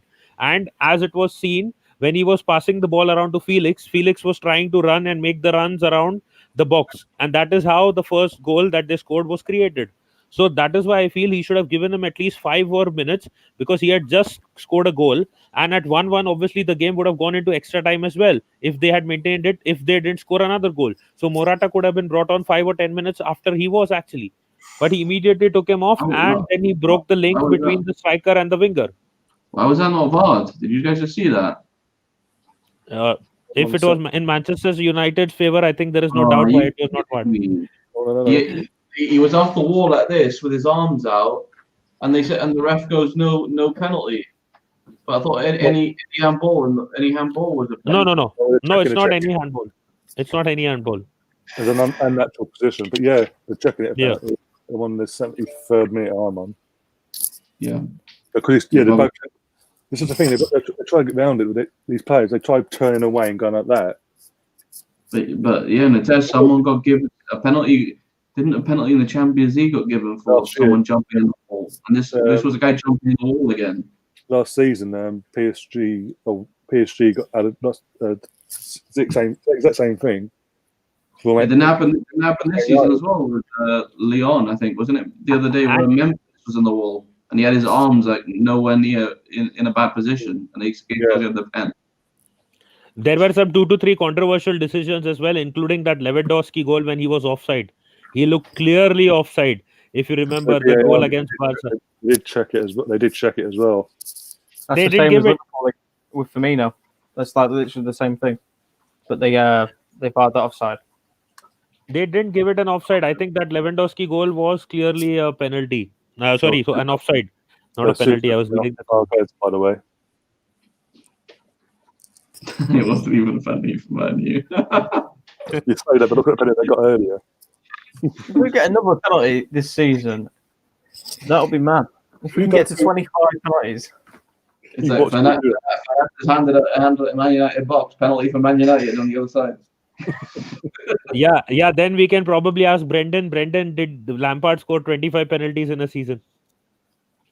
Oh, they took Martial out there. Rafa messed it up again. I think this game may go to penalties. I don't know. I think it'd be. Oh, someone dived. Who dived? Bruno? I don't know. I personally think this could be a bit last minute drama and last minute mistake that we've seen in the previous nights in Champions League, apart from Barcelona, obviously. Yeah, theirs was over in the first minutes. It's end to end right now. There's been like two players falling over and told to get up. Sam is having a good time with Brendan in the chat. Oh no. Oh my God. I hate that argument though. Like, why is it like anybody that's in football always knows the most about football? Oh, I know. It's just, is it arrogance? It's not an arrogance. It's more of a defiance of, I can't be not wrong, but outwitted or outfought in an argument. Exactly. So let's say someone's watched the game for 15 years, someone's played the game for 15 years. So the guy that plays the game, by that logic, is the one that knows more. Yeah. By that logic as well, that means the fans know fuck all then. Yeah. Exactly. Like, It does matter. You can't defend a wrong decision just because the game was over. Sevilla 2-1. Oh, Is it 2-1? It is Sevilla, yeah. Yep. Johnathan Porter saying 2-1. 2-1. oh, what ball? The goalkeeper Luton's yeah. Dead defended by United. They just let the guy go off the last defender and just tap it in. Probably Maguire then. Yeah. I think it was Maguire actually, yeah. I I'm think it was. They all just stand there. I called it 2-1. Oh, you fucking did as well, and to the team as well. Exactly. So far, I think by the time we are done with next season, Harvey will be an Arsenal fan. Like one Bissaka. wow. No, it's Lindelof actually. What a cross! Lindelof was the closest centre back, yeah. I hope I don't see that start again. Lindelof has never been. Lindelof and Fernandes arguing, they were shouting at each other. Like Sam, he was alive. It was just too young to actually see or watch Bergkamp to the level that we have. Whereas we've those grown up with Bergkamp and all that, and watch his career. We've also seen the side of Lampard as well, so we can actually we know what we're saying when it comes to comparing an actual box-to-box midfielder against a player that was a striker that later in his career went to centre forward / cam. Yeah, Lampard was good. I liked him more than Gerrard, but no shots fired at John there. But I'm just saying that I liked him more than Gerrard. His contribution I felt was better than Gerrard's. I've heard a lot. I think I've heard a lot of Arsenal fans say they like Gerrard better than Lampard, but I don't know if that's because of the rivalry or whatever. But which I'll see. No. In terms of, I'm saying mainly for England, because for Liverpool, obviously, for Liverpool, obviously he was there, and you can't deny that because I saw that Champions League final in Istanbul, right? That was the one. Absolutely, the FA Cup final as well. He won that well. Yeah, so he has those goals for Liverpool and those contributions, the driving force. People say that Henderson is now the driving force, and that is when I say that this driving force is shit in comparison to what we have seen. Like the Gerrard driving force and like the other players who were captains before.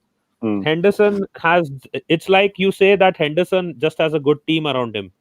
I say rather than like if I compare him to Gerrard in that sense. Gerrard was the Yeah, I think the difference is Gerrard had a shit team around him, so he had to put in the effort himself and win the game himself a lot of the time. Whereas Henderson is a very different game. I think like in a way a lot of Gerrard was he leaded through his performances, as we know a lot of players do that. But I think Henderson is more of a leader vocally, and he keeps the other players' levels up. And I think it's a very different, one more thing I just want to add, that any other player or any other fan of any other club would themselves say that Gerrard was the best Liverpool player at that point of time.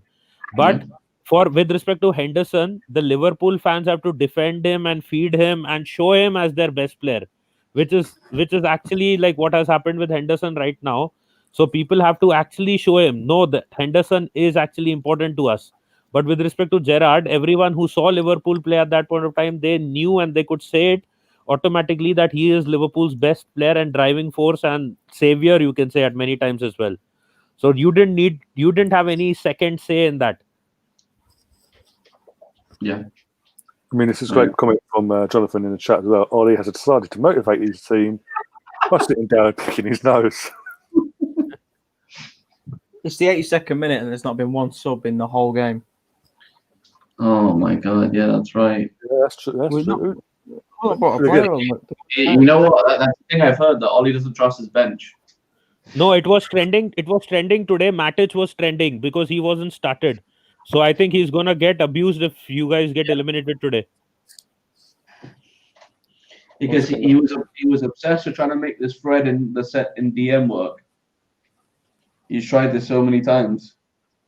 He's then gonna say it was only the Europa League, so I could do a little experiment here and there.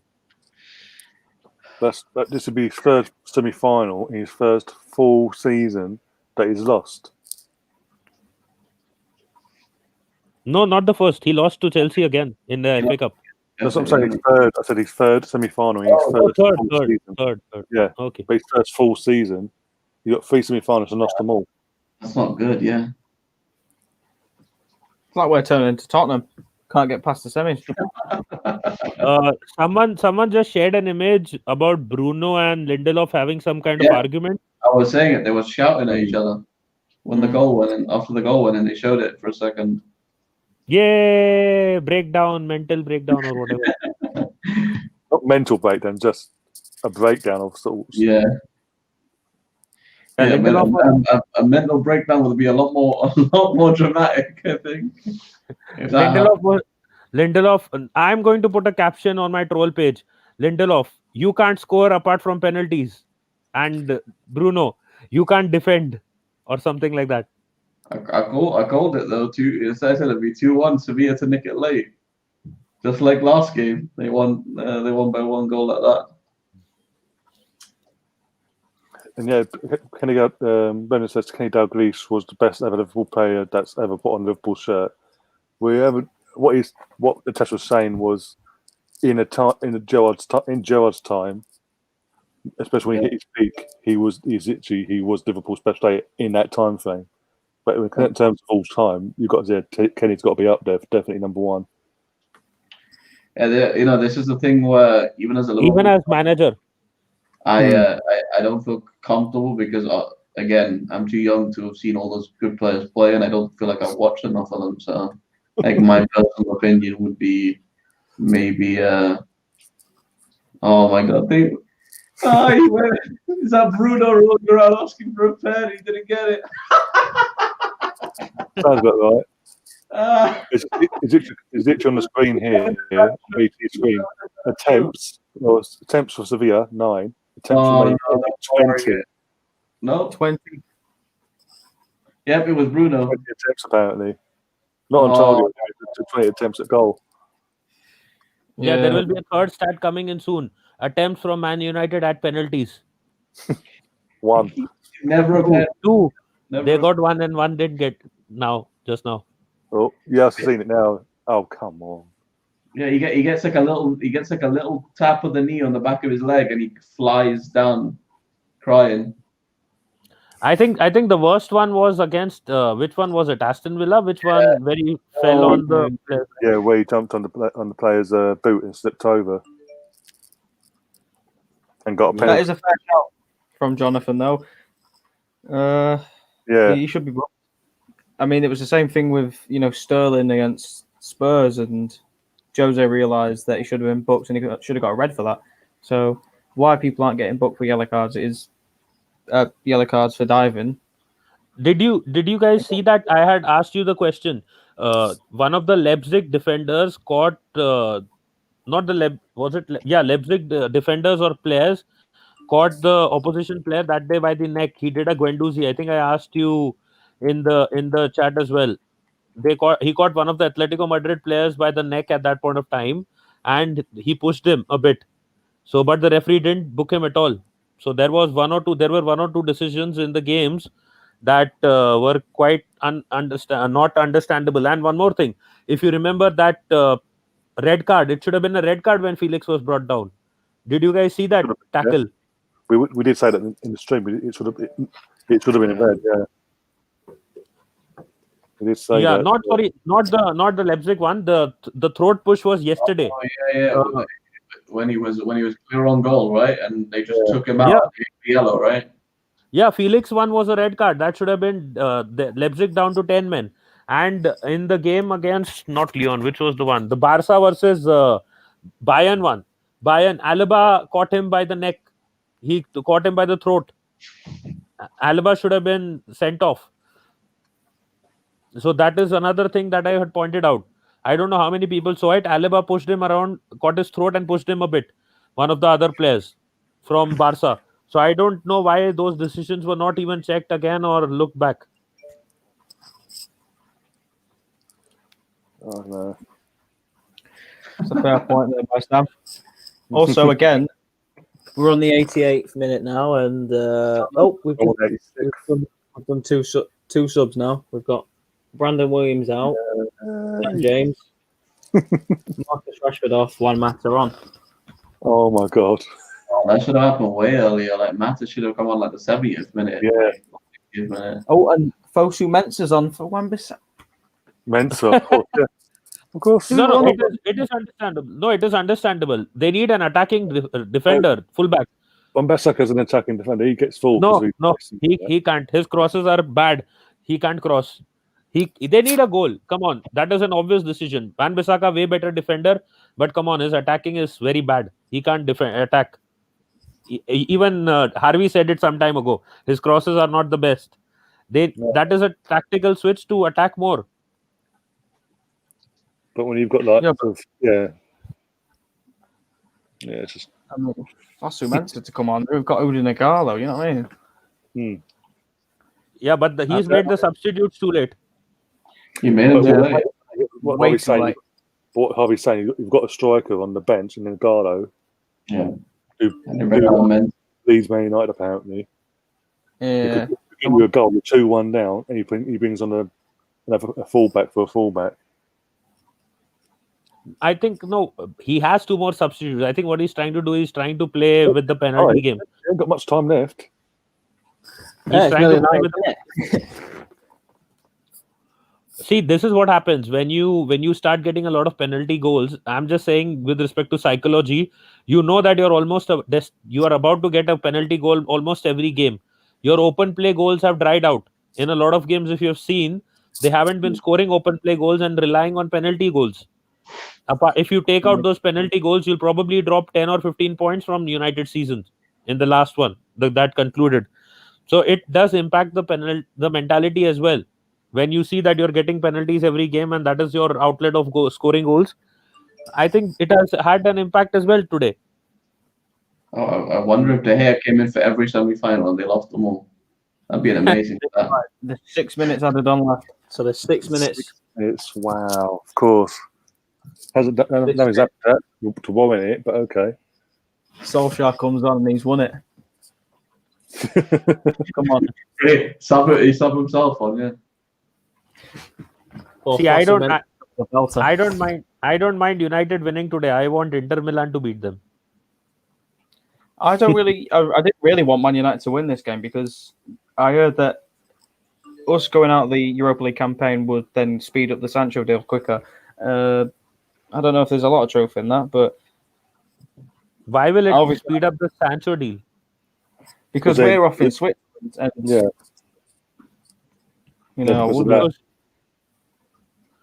it would speed up the Sancho deal because Woodward likes to follow the team and go around with Switzerland with them, and he apparently it's going to speed it up or something. But I obviously would like to win the Europa League, but at this moment in time, it looks like it's over and done with, unless they can redeem themselves.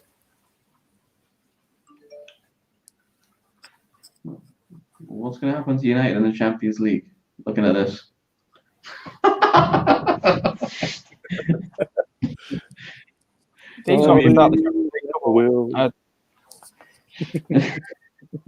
I think they'll be fine. Sevilla is finished in 4th place, so they're not making it to the Champions League.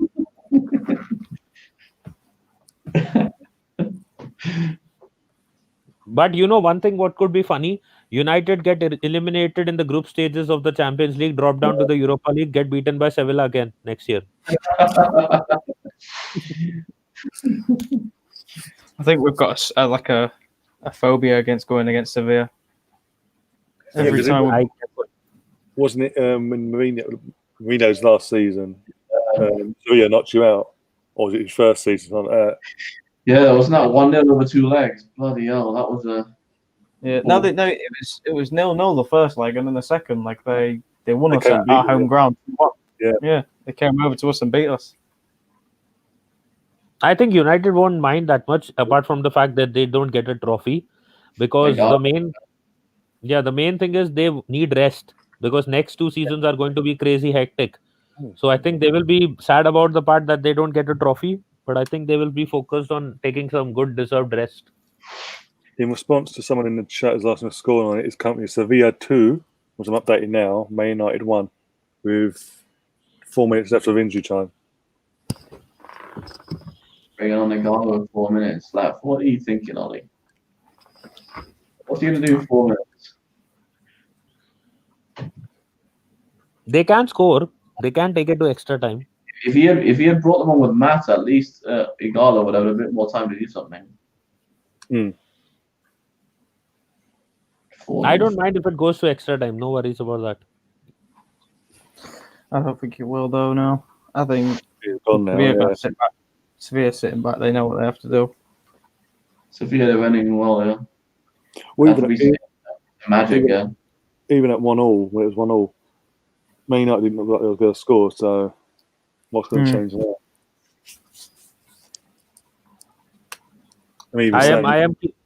I am keeping an Ole image ready just to share it once they lose and it starts trending. Ole out. Is it Ollie picking his nose? I think this shows that Manchester United do need some new players, and Ollie did say today that he needs the money to get new players. It's just embarrassing, really. Yeah, it's like this is what it shows you. Like, if you come against people are saying, if you come against an organized team, like you had trouble against Southampton, pressure guys, and now you're having trouble against Sevilla. You've had trouble breaking down some teams. It's like it's when your first team players aren't having good games. Your people off the bench are not good enough to change your game. One match has passed it. Why is Christopher saying that? I don't know, but Johnathan on the screen here. Sevilla have Bono in goal this Sunday. Is this bloody Sunday for Ollie? If you get it, you get it.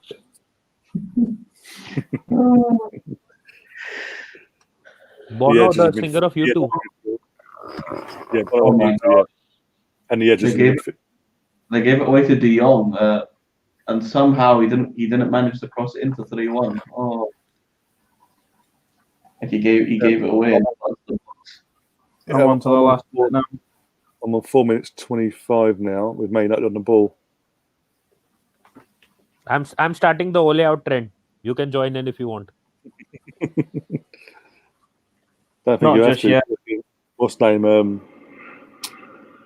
The troll of United standard to start that off.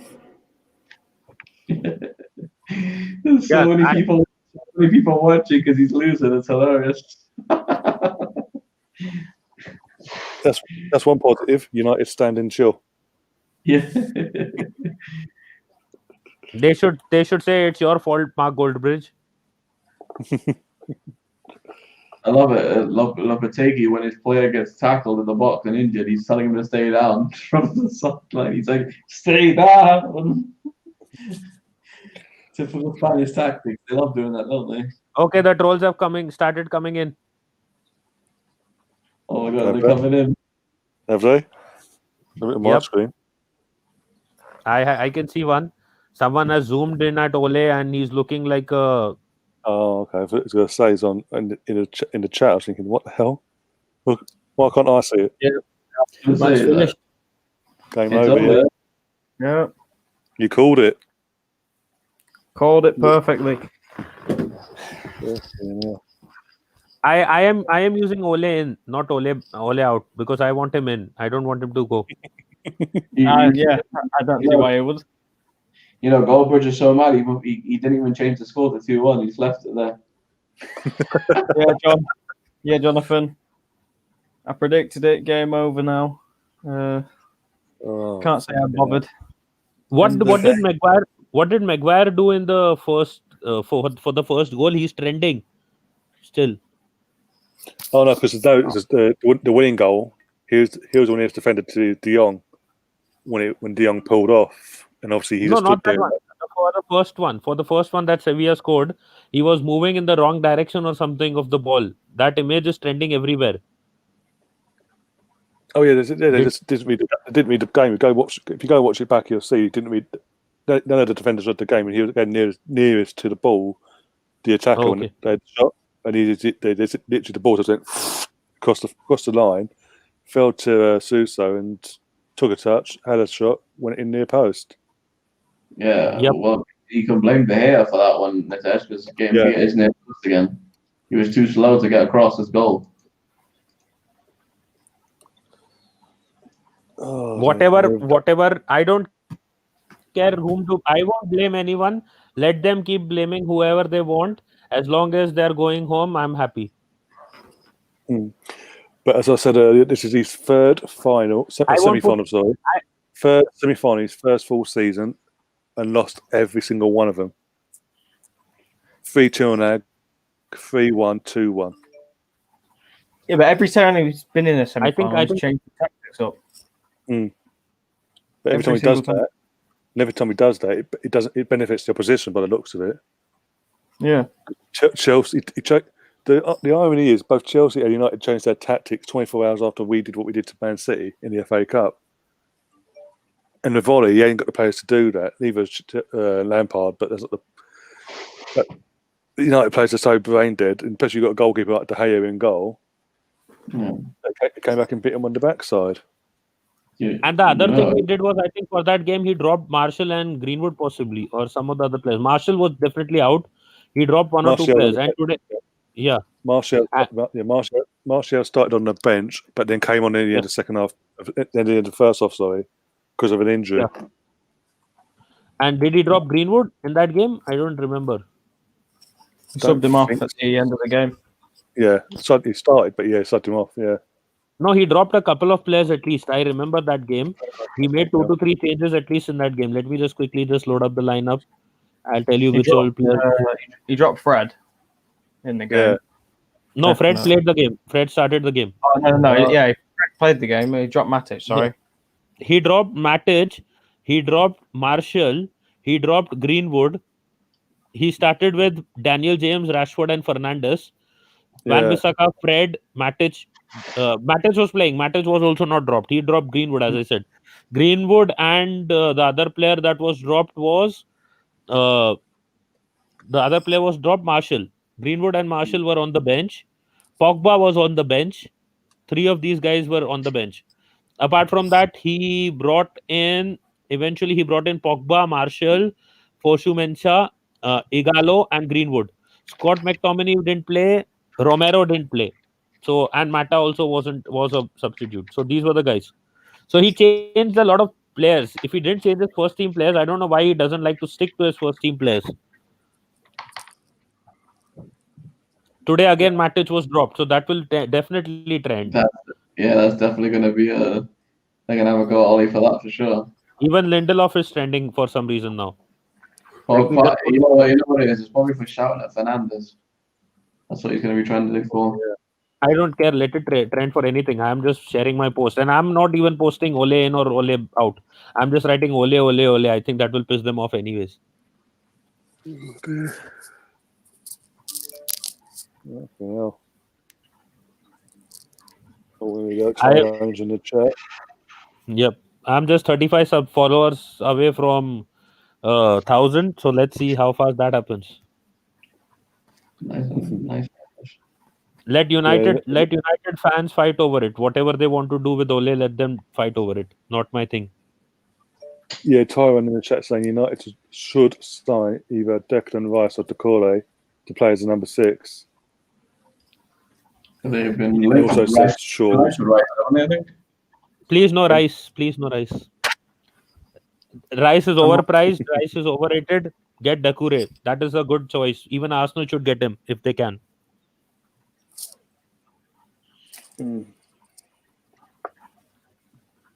Well, Shaw wasn't playing today, was it? Williams.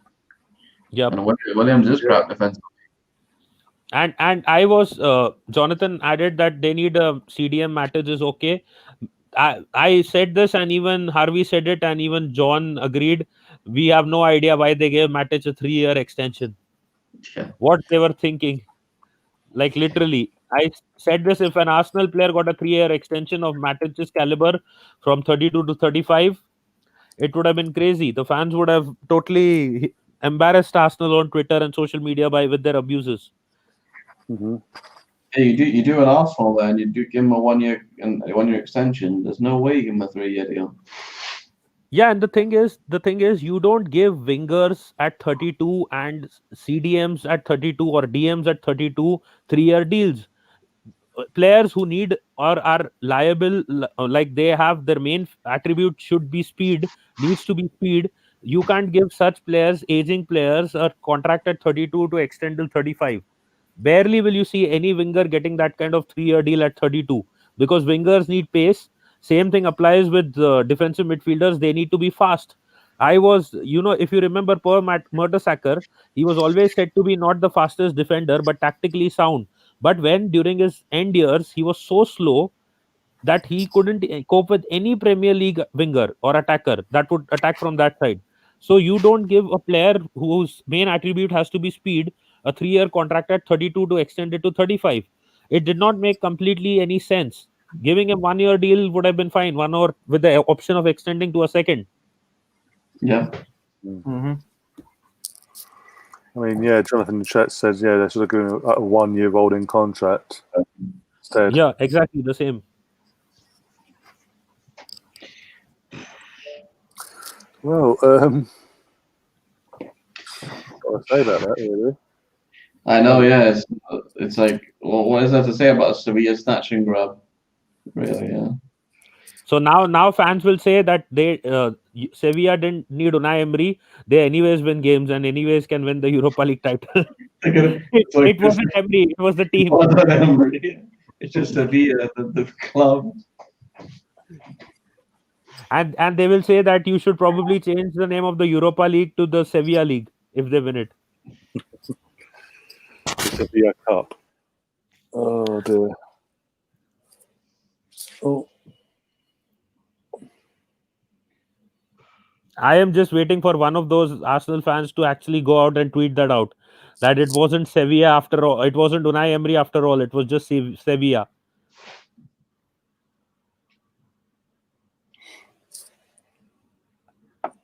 Oh, dear. The thing is, they could, Man United fans as well, they could tweet Ollie out all they want and get that trending. Ain't going to happen because of everything that's gone on this year. There's no time to get him out and get someone else in and then get their players and then get these players out. It's stupid. Plus, you can't then, even though, as I said, he's lost 3 semi-finals in his first full season, he's still got him in Champions League football. So you can't then punish him for achieving something he should have really achieved in the first place. I feel bad. I feel bad for the fans that there are a lot of fans that called out Ollie, and now they're in this like situation where he got a Champions League, but we see the deficiencies all the time. But like, they can't sack him, can they? Like they can't sack him because he can beat Manchester City, and that's all he can do. Tyron in the chat said Man United should have used that 8 million on Marquinhos or what was it, Marquinhos? Or Marquinhos or Chica, or instead of Maguire. And then Jonathan Porter then follows up and says, in the papers it will be why England's clubs fell in Europe. We compare it to a year ago, last season, when both competitions had an all-English affair. Yeah, right, yeah. So, see, I said it that it will probably be an all-French final. People didn't take me seriously because they said, "How will Lyon beat Manchester City?" Not gonna happen. But Bayern Munich now. Now it did. You're saying this. They've got Bayern Munich now, and it's again anything can happen in football, and it's a one-off game. Yes. But we've just seen Bayern Munich tear apart Barcelona, not even in first gear, without even trying really. That could be the case, or the other thing is, see, remember one thing: if it is two legs, a team with top quality can compensate. But since it is a single game now, if a team has a poor 90-minute showing and the other team has a good 90-minute showing, anything could happen. Anything could happen in that game. Yep, I think he got dropped. He's gone into a depression. No, I don't think so. He predicted it, so I don't think so. He's upset. He's that. I would say not upset, but that. He didn't say his goodbyes or nothing. Oh, he's back. Oh, say that. Yeah, it must be the net connection. We can see the United, but we can't see the United fan.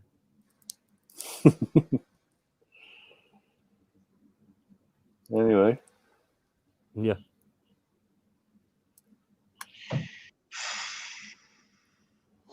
Yeah, Johnathan Porter says again, Ollie's going nowhere.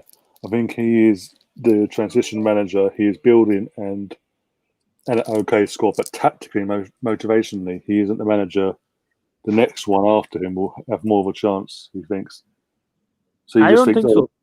He's basically what he's saying. He thinks Ollie's going to be put all the foundations in place, everything set up for the next guy. Everyone always says that. They said that David Moyes never had a chance. David Moyes couldn't do anything. Van Gaal will do better. He won one FA Cup and got sacked or left the club, whatever in that sense. Then came Ole Gunnar Solskjaer. They said Jose Mourinho. They said no, Mourinho has now had so much time. The squad is better built. He can bring them titles. He did bring them titles. Then he was sacked. Now they have Ole, whatever you want to call him, whatever at the wheel. But he had some few seasons. He hasn't won any title, but the team is building around under him. Again, they say that we'll get the next manager, or United will get the next manager, and they will have a better chance under him.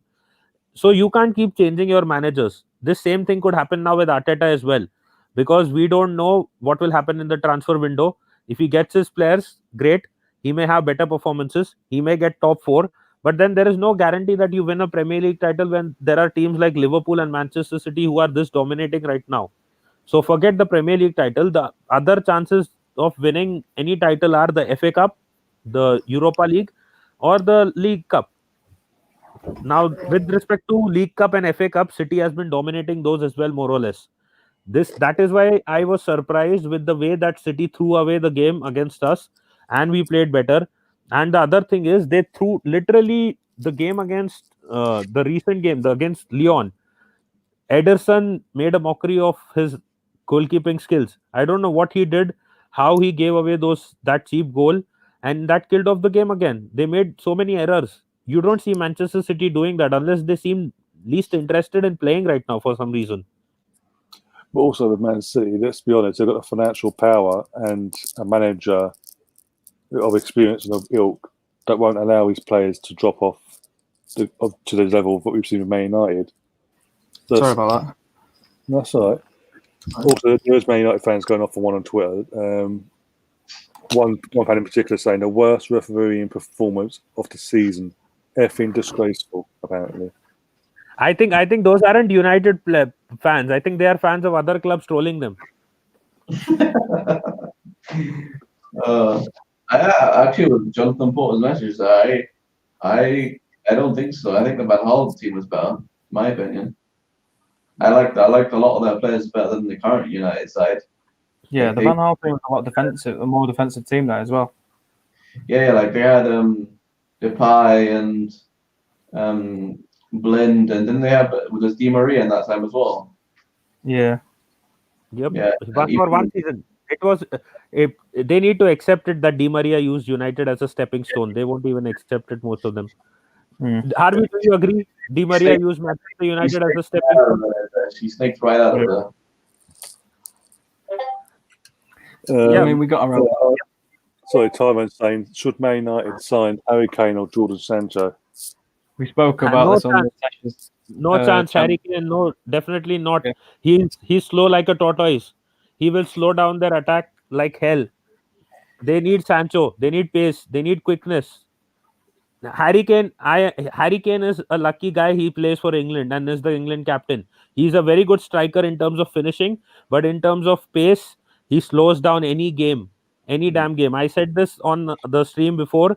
If he plays like Giroud, like he just gets the ball and he passes it around to another quicker player, that player will create the chance and then he can score. But what he does is he gets the ball, he holds on to it, he waits, he looks whether I can score, he looks whether I can play a pass, and then the chance is gone till then. So that is something that will not work for United, and it will not work too long for England as well. Oh, yeah, I saw a good tweet, or a good tweet, a good tweet from somebody that said, like, let's not ignore Basaka tonight, because in both goals his head was on the swivel. He had no idea where the ball was. He was terrible defending on both goals. And people praise him for his defending, but sometimes he's completely he's terrible. Sometimes his defending, he just switches off completely. Just off topic a minute. According to Sky Sports Italia, Arsenal will sign Lille defender Gabriel because Napoli cannot move for him unless they can get rid of Koulibaly, which doesn't seem possible at the moment.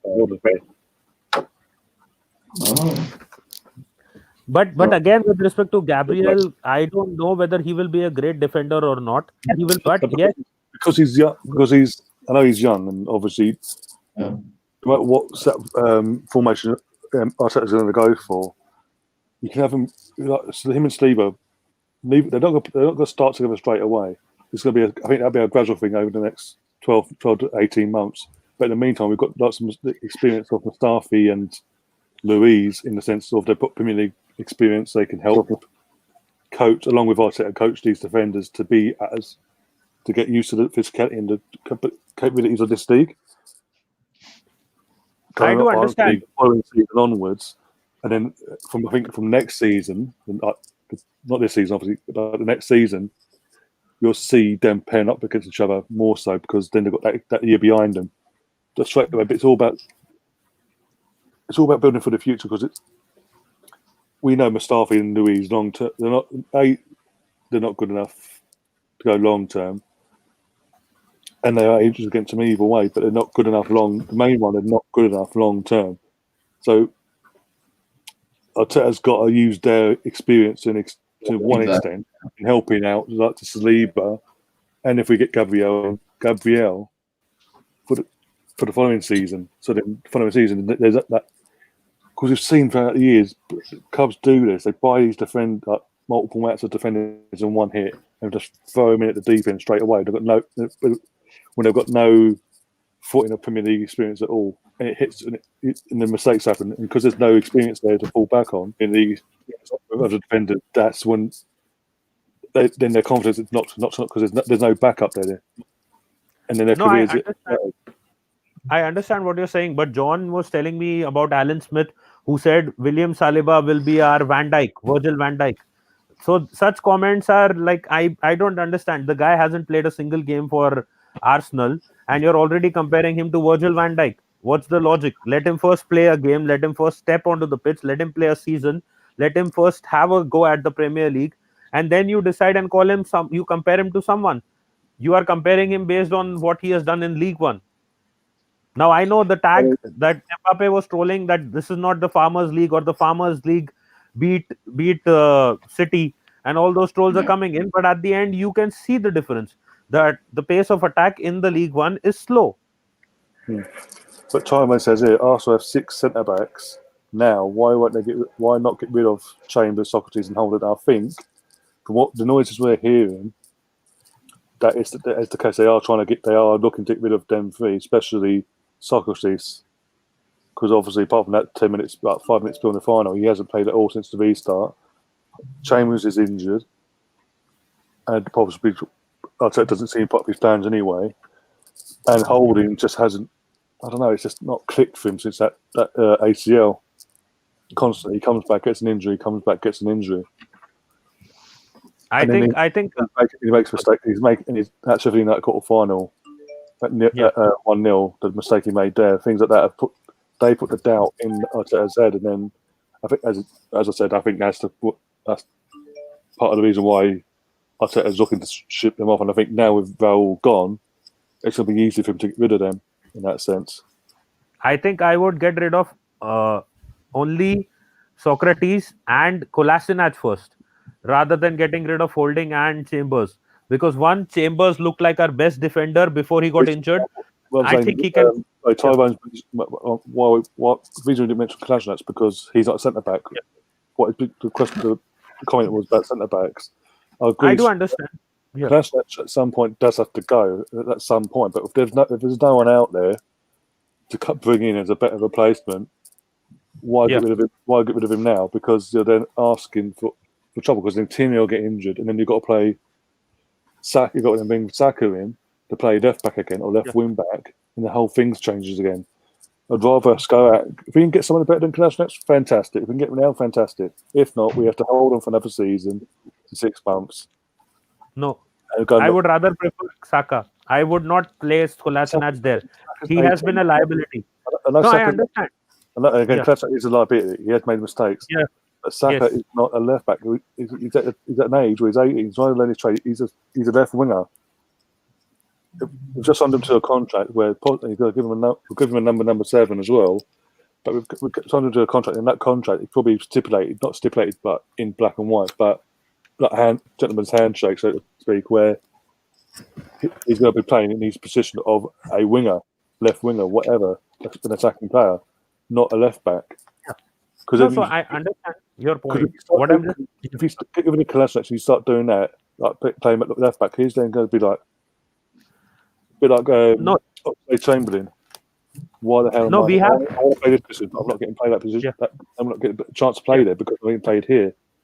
And then he has to stop and walk. And all the effort we put into getting him a new time down to a new contract, we pointless. We can also. I'd rather just an out, an actual left back, whatever. Which left backs we're going for, left back or wing back, whatever. Go out and get one. Then get rid of Kolasinac, as long as that person is better. Because otherwise you're asking for trouble again. And I don't want to be in a situation where we get rid of Kolasinac, Tierney gets injured or fitness drops or form drops, and we then got to rely on an 18-year-old to play out of position again and be back to square one. Errors get made and we drop down the league and the fans complain. No, we have 3 options there now. One, we can play Saka, which he has done if we want to.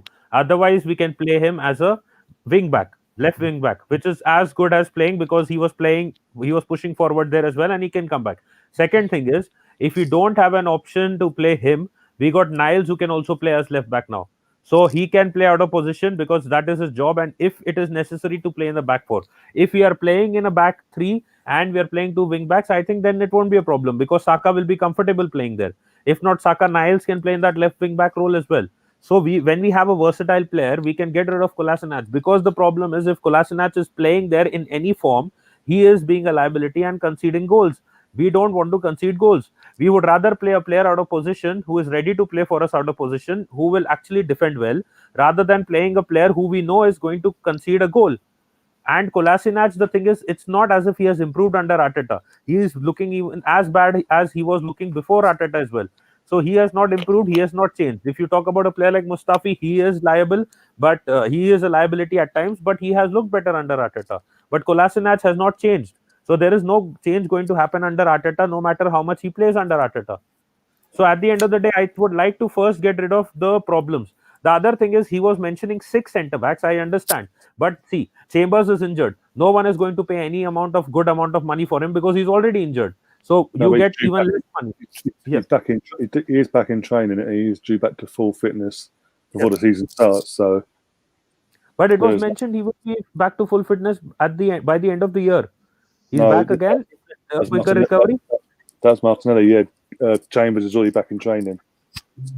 Okay, and the other thing is, even if Rob Holding is injury prone, again, you're not going to get good money out of him. So I think, but both of them can give us good contributions in the defensive field, and we have not tried Chambers at all in a defensive midfield role. What if he can fit in there, and we are getting rid of a player that can be versatile as well and contribute as a right back, as a centre back, and as a defensive midfielder as well. So I think Chambers should not be sold. Holding, we can probably keep for one more season, and if things don't work out, we can try negotiating at the end of it. Oh, Yeah. Oh dear. There's some news coming out from Arsenal as well. Go on. Aubameyang close to signing a new Arsenal deal. That's what's been reported on Sky. Also, Juventus are interested in Lacazette from Arsenal.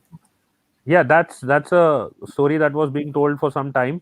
But the Aubameyang, now everyone is, I think they must have mentioned in the article that the timer sign, the same thing that we saw. No, They must be talking about that. Everyone's latched onto that, yeah. I mean, Tyrone says here, Mari, when he's back in full fitness and play, he'll start on the left side of a back three. I mean, that's assuming he's going to go over the back three, because he made a big point when it comes to Mari, when we've been linked with him, that he wanted when he came in, he wanted the left-footed centre back. But this is a whole different discussion for a whole different show, because this is a watch on for Man United, and obviously, Yeah, when you get the result you want, you got the result you got the result you predicted, but not the result you wanted. That makes sense. And with that, your season's now over, but you've now got 4.5 weeks till the season starts. So you get a week or so off. What's that? Does I think we all that match at the same time. does that mean that no Premier League club is starting that gets an extra bit of rest? Or as you said, if they get to the final, right, they'd get an extra 2 weeks or something. I think I heard. I don't know if that got debunked or not. But That's what the likes of Lampard and all that was asking for. If we get, but I don't think the FA agreed to it or not. I don't know. I don't think they did. Yeah, Chelsea was going to go to the finals. I know, right?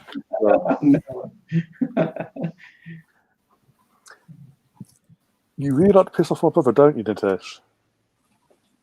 Kolasinac isn't crap. You need to remember a team needs to work together. When Kolasinac is attacking the CDM or centre half, need to step out to cover for him. Stop pushing blame on one or two. I'm sorry, Kolasinac is crap. He's Thomas the Tank. Put the blame on the whole team, as it's a team sport. Players can be liable.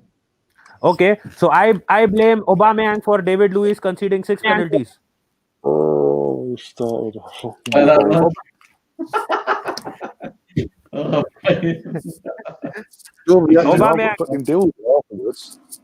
I am tweeting to Aubameyang, you better not sign the deal. You conceded 6 penalties with David Luiz mask on you.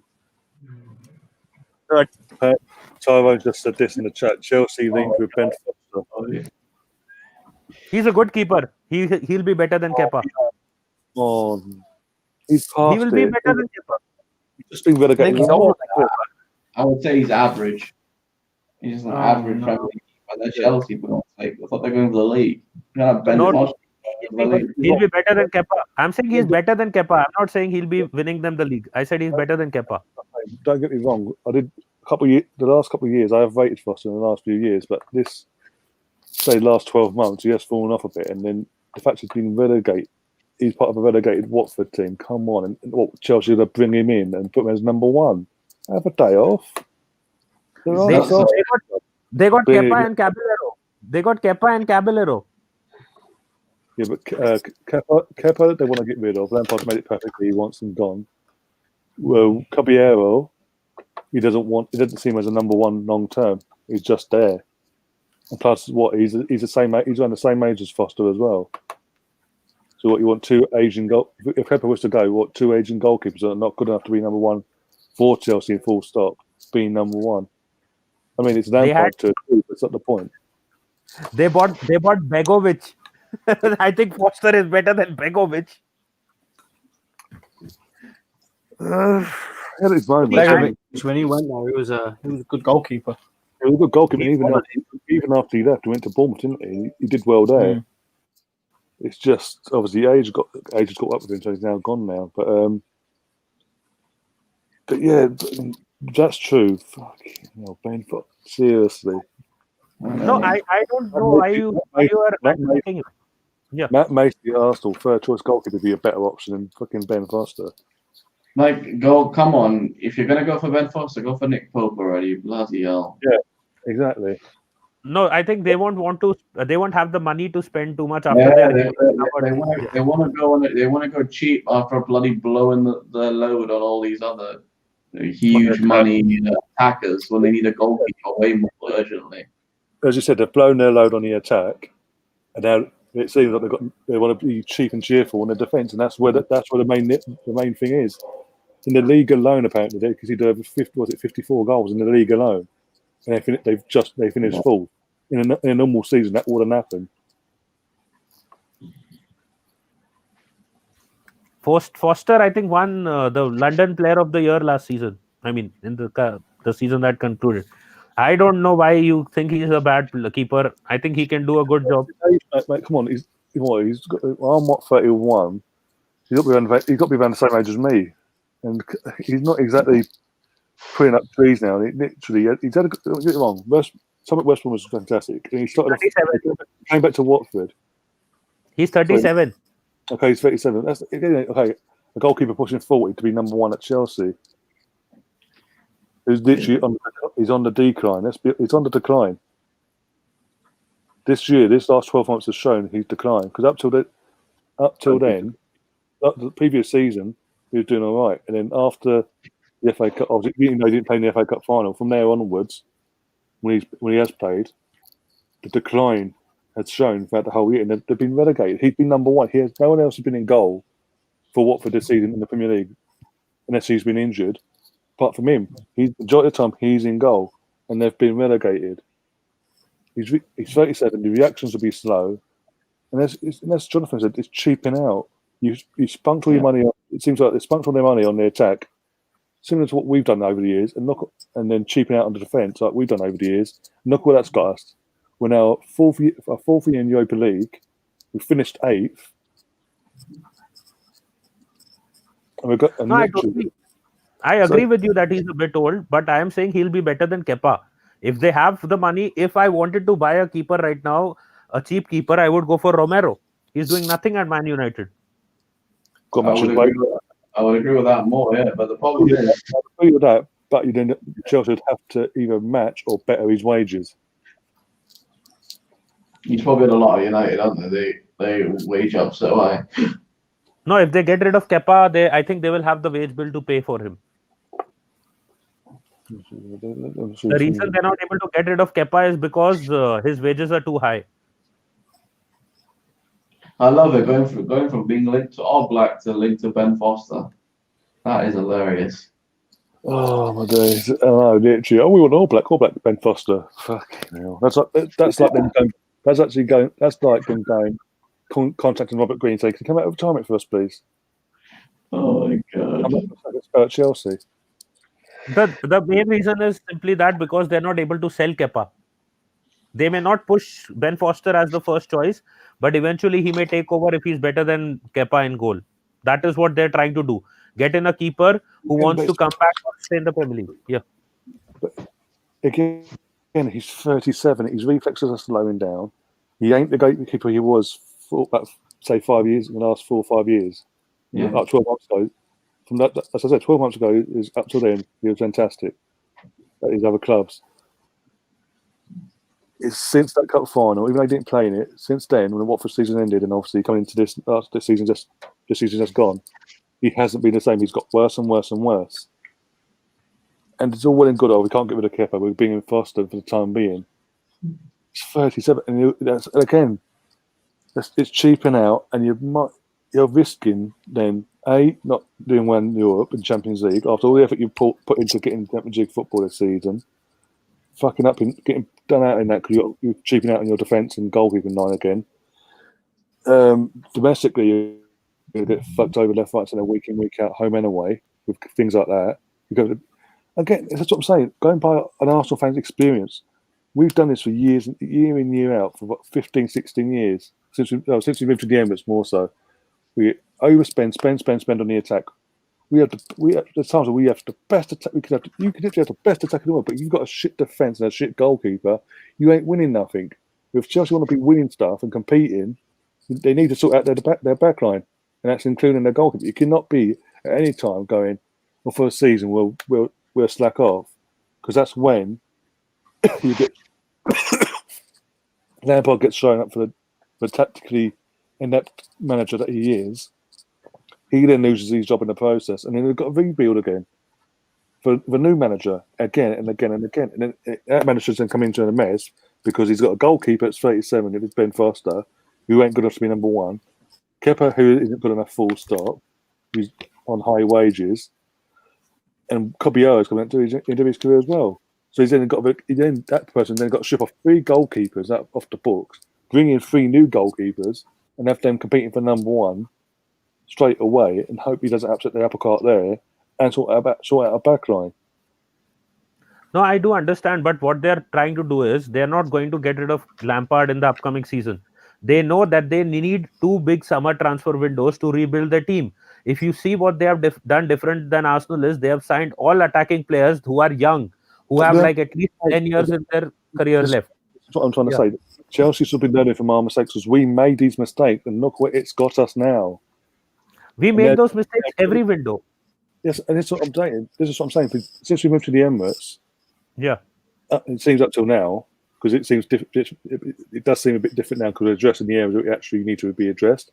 Whereas in previous years, we've just gone by the best attackers. We'll just sort our best attack out, have the best attack in the world, and just hope for the best.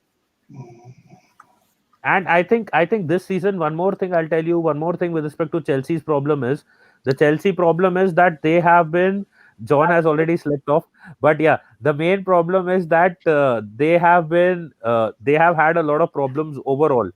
And what they have decided is that we will sort it out in 2 windows, not just in 1 window. We will sort it out in 2 windows. No, but what I'm saying is, it took look at for years and years and years. We just went, we'll outscore the opposition. We'll assemble the best attack we can, midfield and attack we can, and try and outscore the opposition.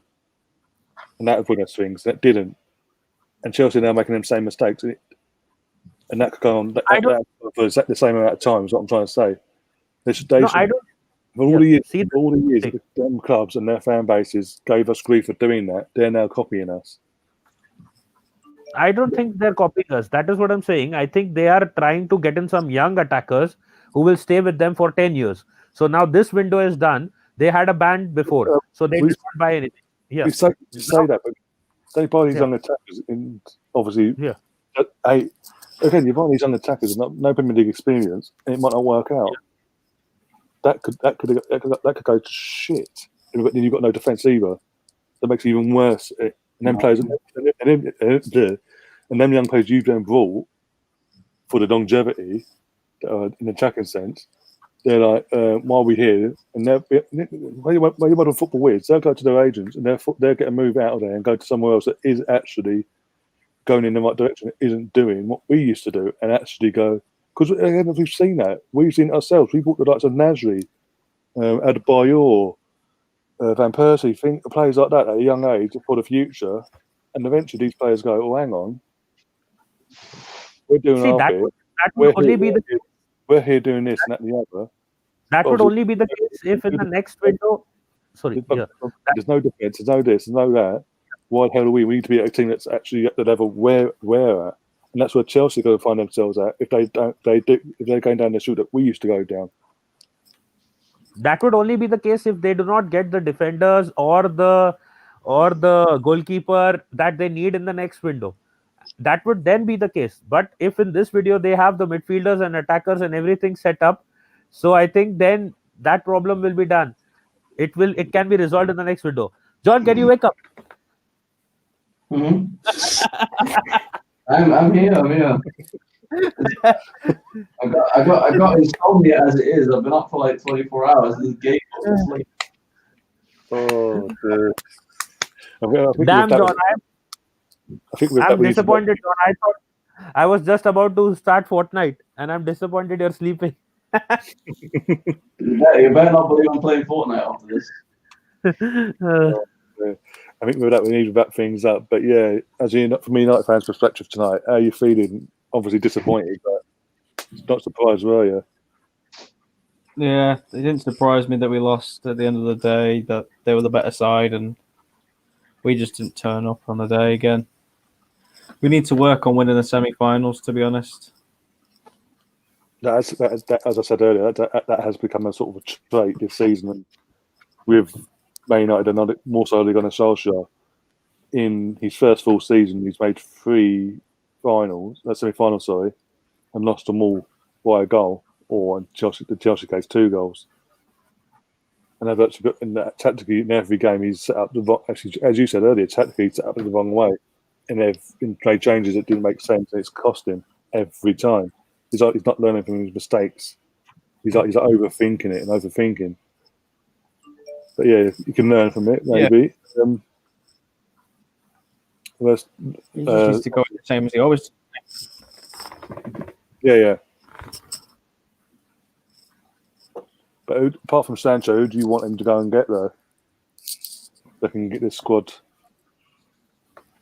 Might cause a bit of controversy, but I would love to have Gabriel come down to United and, sign for United, obviously. But I think he's more or less an Arsenal player. The say I don't believe anything media says into it. It's in black and white and Arsenal.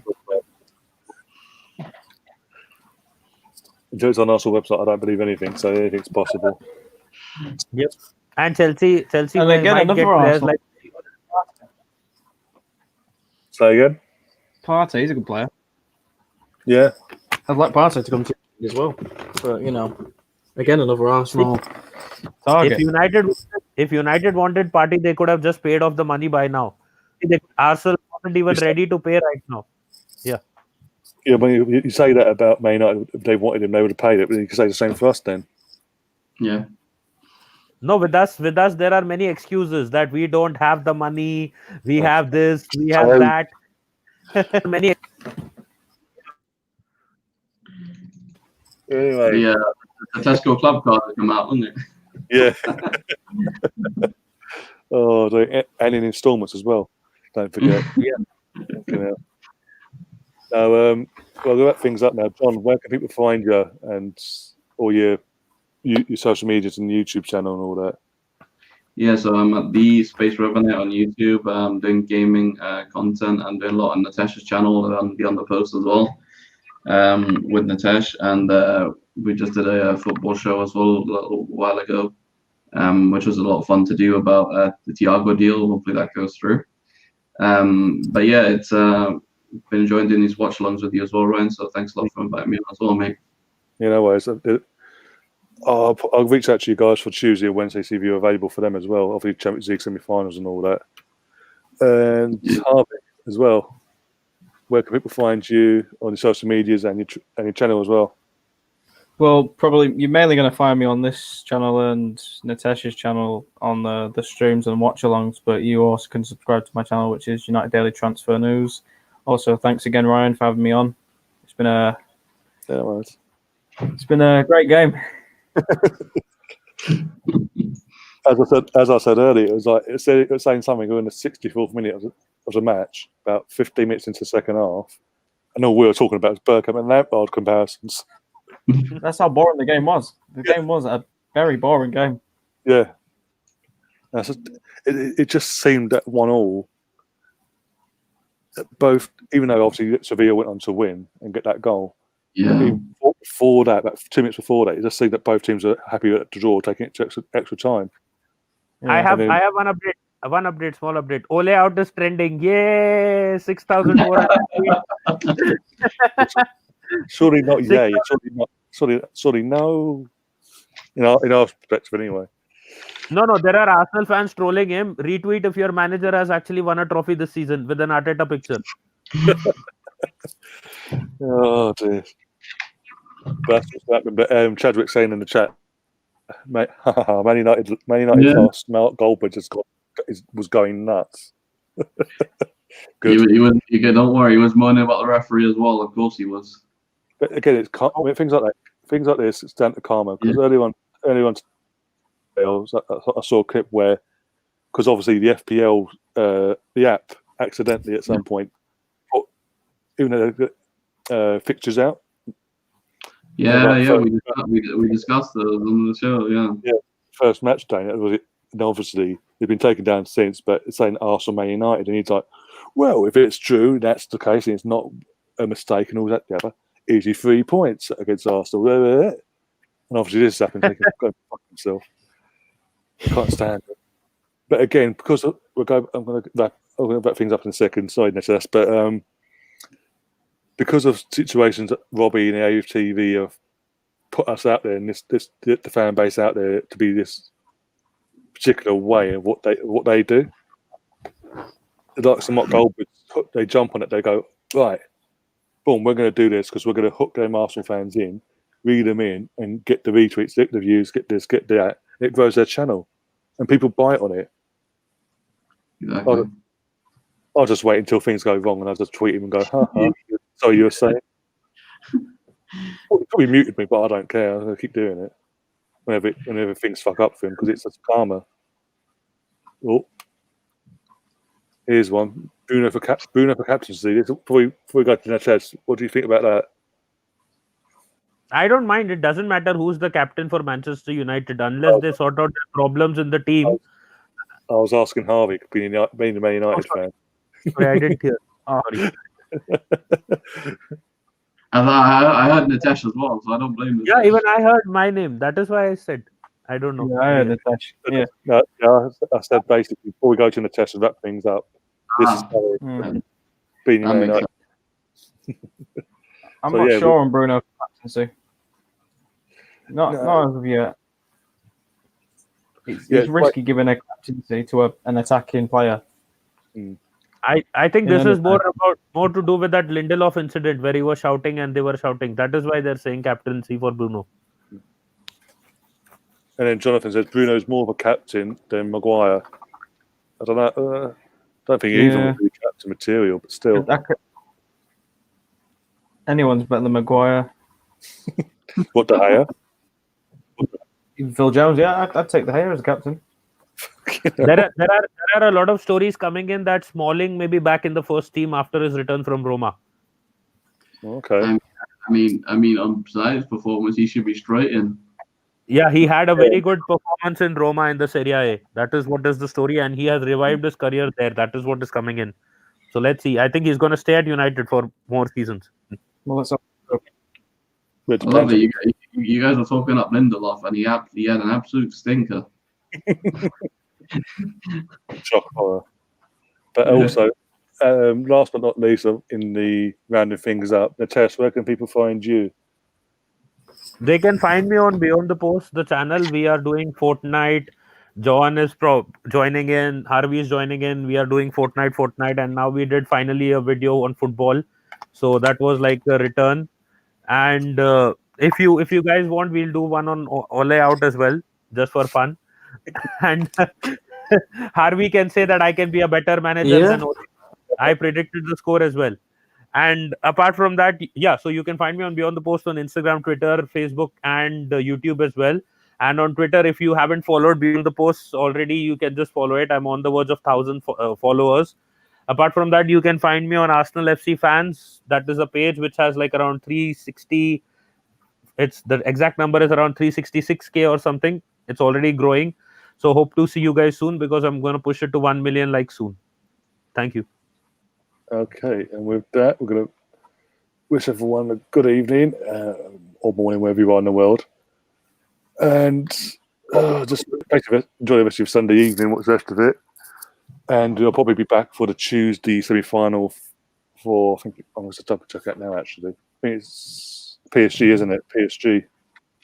Yeah, it will be because they did the earlier game, didn't they? We'll be back at 8 p.m. UK time for the Leipzig versus PSG semi-final. So be on Watchalong for that, get some of the guys back on for that. And obviously Wednesday. But until then, enjoy the rest of your evening and Monday. Until then, Monday. Well, actually, I say that if any news Arsenal related comes out, obviously I'll be coming back on it to do that. But unless that happens, we're seeing you Tuesday. Until then, up the Arsenal. Up the Arsenal.